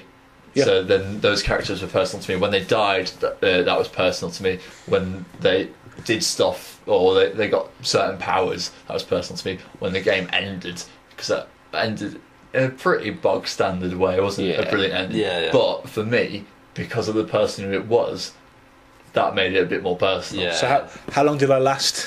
Wasn't You made it halfway through. You were my first character. Yes. I actually died on my second mission. I had 4 or 5 different Beracles. I'm going to do a spoiler. Spoiler, how long for? Like a minute. A minute, okay, go. So I think I got Stuart about 5th character, maybe 6th, something like that.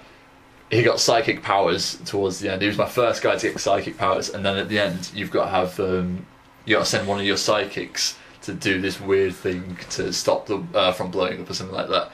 And I purely chose Stuart because he was my first psychic. I was like, you're my first psychic, you're my oldest character, you've got to be the one that if someone gets sacrificed, it's got to be you. Yeah, Because yeah. you deserve to save humanity. And So it had that's to what be a made it more psychic. personal for me. And you had to Yeah. murder Stu. I mean, when are you going to get the opportunity again? I wasn't sure if he was going to die or not, but I was like, if you're going to save humanity, it's got to Yeah. be you. And They did that bit quite well, I think, because Yeah, I wasn't sure either. I was like, oh, do I send Yeah. someone I really like, or do I send someone who's just like... So that to me, it's like, Yeah. Do it. I did the same. I was like, yeah, get my best soldier. I had 2 playthroughs. I started on normal, and I started with just my mates, Latvians, and watching them all just getting slaughtered. It was quite hard, actually. I got through several bears. I had liquid bears, solid bears. You know. And and it was quite heart-wrenching. So I started again on easy with Metal Gear Solid characters, and then I ran out of them after a while because Ayden was very conservative. He was very like, let's do this cleanly. Well, I was like, I need to sacrifice him. I was like, yeah, collateral damage is fun. Who can I sacrifice? Go, Hawk, you're being sacrificed. I was like, well, who's the weakest on my team? You're going to go in there and lure them all out, so then I can get lots of shots on you with my favourite characters, and they get really great KDs. Well, not Ds, but you know, lots of kills. What I loved about the game was I played it through once, and I feel like I didn't unlock out half of anything. I didn't try all the strategy I could have tried. Yeah. I was stuck with one strategy and stuck with it. But like things like the jetpacking they were armour, I didn't even try that. No. Like no, I didn't actually try it. I tried it in the multiplayer later. It has a good multiplayer. Did you guys play multiplayer? Actually, it has a really good multiplayer. Yeah, it was really good. Yeah. Now that you have the internet. yeah. So I chose my Archangel Sniper for that. But anyway, so I didn't play that at all through the campaign, and I hardly used the shivs either. And I think I never used them. Yeah, but like imagine like playing it through a different way next time. Yeah. I think that's what's going to keep me coming back to it, is the replay value. And the mechanics are tight. Yeah, you know, like if that guy isn't in cover, he's probably going to die. At the same time, I love how you can just shoot through walls sometimes. Oh yeah, So usually I'm like, what the hell is this? But then you can just use that to your advantage. Yeah. It's like, actually, this works pretty well for this type of game. Yeah, both of you can do it. Yeah. And the best is when you go, it's 98% accuracy, you're going to hit him, he's going to hit him, you can't fail, and then it fucking fires up the opposite direction and blows up a whole house that wasn't Or when your team start panicking and shooting each other. Yeah. Each of your shots is given like a percentage of it'll be a victory or a fail. Yeah. And you base like, am I going to take the shot or am I going to just It's an element of risk in it, isn't it? Yeah. So like you do that sort of like, do I take this risk and shoot, or do I put them into Overwatch and guard and wait for them to come to me? And like, And your soldiers progress as well, and they rank up and they get more perks, more health. And that makes it difficult when you lose a soldier. And if you've kept that soldier from the start, you've only got 5 which you've built up. And you lose one, and you're like, now I've got to bring this rookie in with 3 health. I had that 4 times for my snipers. Yeah. 4 times I got them up to pretty much max, and they died. And you really feel it, don't you? Yeah. You're like, oh my god. Well, the thing is, one of the snipers was me, another one was my sister, another one was Ben, and another one was Pete. So you killed off your whole basic family. I killed me and my sister off, and I killed 2 of my best mates. I was like, brilliant. And they were good ranks. Every one of us was a good rank. It's okay, I forgive you. I had Jaff. Jaff was one of my first characters. I My first 4 was me, Bez, Mikey, and Jaff. Mikey died in the first mission. I died about a third of the way through the campaign. Bez made it halfway. Jaff made it to the very, very last mission at the very last room. It took me an hour to get there. I'm not restarting. Another way, actually, I want to say this. Another way we decided we were going to play the game, which probably not a lot of people thought about. We did a start of a campaign and gave each of us a character each, didn't we? Each and you were like, person had a character. So we had 4 people sat around the TV saying, I want my character to move over there. I want my character to move over to there. And that worked quite fun. I think as a co-op experience it could be interesting. I think maybe in a sequel they could do that over Xbox Just Live. don't give Mikey the controller, because he throws grenades at his own teammates at first, so he gets bored. Because he is really quite evil. Yeah, sometimes. But I think, if you guys haven't played multiplayer, you definitely should get on it. It's really like good. it's like playing Warhammer for cheap. And I know you get to play the aliens as well, don't you? Yeah, and it's like, for example, you've got like the badass aliens or your badass like soldier, and you might choose him, but then you might choose like 2 other little aliens to go out and scout, find out where the others are. Like for example, the game I played was like I had my Archangel Sniper, and he had like you could shoot when he saw anyone. Yeah. So through the vision of your comrades. So I have the 2 little aliens just run up, spot people, and just so get you have mixed sniped. teams. Yeah. Well, that's pretty awesome. And you just get points. So you get a point You system. get 10,000 points. 10,000 points. And if you put the best armour and stuff on, Yeah, then it costs thousands. Well, I'll get the Sonic Armour Psyche. No, you can't. You can't afford that. Can you afford that? No, yeah. So you could have one badass guy. Yeah. Loads of But then you'd grunts. have Or you can have like loads of equal ones and see how that goes. And like, Yeah, Awesome. It's very, very good. it's very good. And if it goes, I mean, it is a remake of an old PC game. Yeah. That was a series. The second one was called, in this country they were called the UFO series, and the next one was called Terror from the Deep. You play And- Merman. Okay. And I'm pretty sure, from the success of this, there'll probably be a sequel. I really hope so. If there's one game of this whole thing where I'm thinking I really want a sequel to this game, then it's going to be XCOM. Yeah, we don't want any more Halos. Now, do you know what? If there wasn't another Halo, Halo's guaranteed another sequel. if there wasn't another Halo, I think I'd be fine with that. Really, there will be another Halo. There will be another COD. There probably will be another Walking Dead. There's already Series 2's been announced. But if there's one game where I'm thinking, God, I hope there's a sequel to this, it'll be XCOM. Yeah. Because I want to see what else they can do with They it. could do lots of different things, like lots of different sort of movies, not just have aliens. You Yeah. know. If they had like, if they changed XCOM and said like, changed it to like a medieval setting. With Yeah. your Or muskets. Napoleonic. Oh, Napoleonic, yeah. If they had Napoleonic XCOM, that would work just as well. I It think. would actually, yeah. It could be done a lot of different ways. But I'd love to see a sequel and see where they take it, because I think this is such a good game. Yeah. Yeah, it was. It was really good. Hours of fun. Yeah. But, Weeks.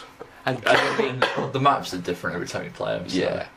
Well, most of the maps, some maps come back over and over again when Yeah. you play, but a lot of the maps are just randomly generated, which makes it. Or they at least seem it. You Yeah. don't always go, oh, it's this map, I know exactly where they're going to I mean, it's always the not same even- environment, but it's But- set out differently. But the thing is, you don't always go, oh, it's this map, so they're going to be there. yeah. You never know where they're coming from. Yeah, the only missions that are the same is like you get given missions by the actual council now and Yeah. then. They're the ones that are the same. Like there's one when there's like On two the train. fountains and you have to run down the middle, and it's only those guys who look like Yeah, agents. that comes up all the time. Do you know what? Actually, what it could have benefited from was a little bit more like, instead of like, because I found you start off at one end and you work your way to the other end of a map. Yeah. That was mainly the game. But it would have been good sometimes to be dropped in the middle, Yeah. or like dropped in. And sometimes there were games where there was ones where you had to rescue survivors. There was ones where you had to go and shut off a bomb. But I think it could have been like they could have done a few different things. And, Maybe now yeah, this has been a success. they will. They'll be able to be like, Did they have DLC for it? I think there they did, is some didn't they? DLC. It is a story-driven DLC where you get new stuff from the council, and You can paint your armour. well, you should already have that. Oh, I haven't done it since Yeah, online. we've just got the internet. We've been living in So the I 19th think century for I might ages. get that DLC actually, because I don't often download DLC for games unless it's something like Halo, where it's like I know I'm going to be playing it. It's story-driven. You get different stuff from the council, and they give you like a super, like sergeant someone. Is that DLC usable online? Do you think? No, because it's story. Oh right, okay. Still be good though. It's I think. stuff that will drop into your next playthrough. Yeah. Yeah. So yeah, I think. For I me, also think there might be another couple of online maps attached to that, but don't quote me on that. I think it's a well-deservedly. Oh yeah, it's definitely deserving of number one. If I think if The Walking Dead can't be number one, I'm damn. I think the games that made it into the top three deserve to be in the top three. I Yeah. think they were my top three as well. They were my top three, different orders, but I don't know. Far Cry was my 3. Yeah. Halo would have been my 4. Fair. Yeah. but yeah, to me those three deserve to be in a slightly different order. But I'm happy with how it's turned out. XCOM! I think, Well, we're coming up to 2 hours now, so I think that's probably a good Yeah. time to round off. and we've podcast. finished our 17. Also, a good time to round off the podcast. Yeah. So, So let's go through them again. no, we're done. But I think we should talk about what we're doing next time. So we're going to do a. Next time, I suggest that we all pick a game that we consider that this year is going to be an outstanding game, Yeah. and then when they come out, we can be like, well, it was as good as we thought. Or. That kind of sucked. Or maybe we should do our top 10 for 2013. If you want to try that one, I mean, Because if we haven't played the games, then we're not really going to be able to talk about them too much, I don't think. that's the thing. Okay, just let's do top then 10 games we're looking forward to Yeah. the most. Yeah. And we can True. say which are our Yeah. you know, which Yeah, Yeah. Well, we can even do the rank again, which Jesus. was most anticipated. Yeah. But Yeah, Either cool. way. So, I mean, if you guys enjoyed this podcast, then Let us know. let us know and say thank you to Paul and Mikey and Ayden and me, Simon. And Me, Simon. if you look us up on Google, LHSRA Reviewers comes up Yeah, well, I think we were top like 5 results, so I'm pretty proud of that actually. Yeah. I mean, You know how Google works, yeah? fair enough. It is probably quite a rare name, LHSRA Reviewers. But yeah. So anything else maybe you want to say? So join us next time. I'd like to say goodbye. Goodbye from me and goodbye from him. Goodbye from him And goodbye from me. and me. Goodbye. You are the weak link. That's going to do it for all of us here at Channel 4 News. You stay classy, San Diego. I'm Ron Burgundy. Damn it! Who typed a question mark on the teleprompter?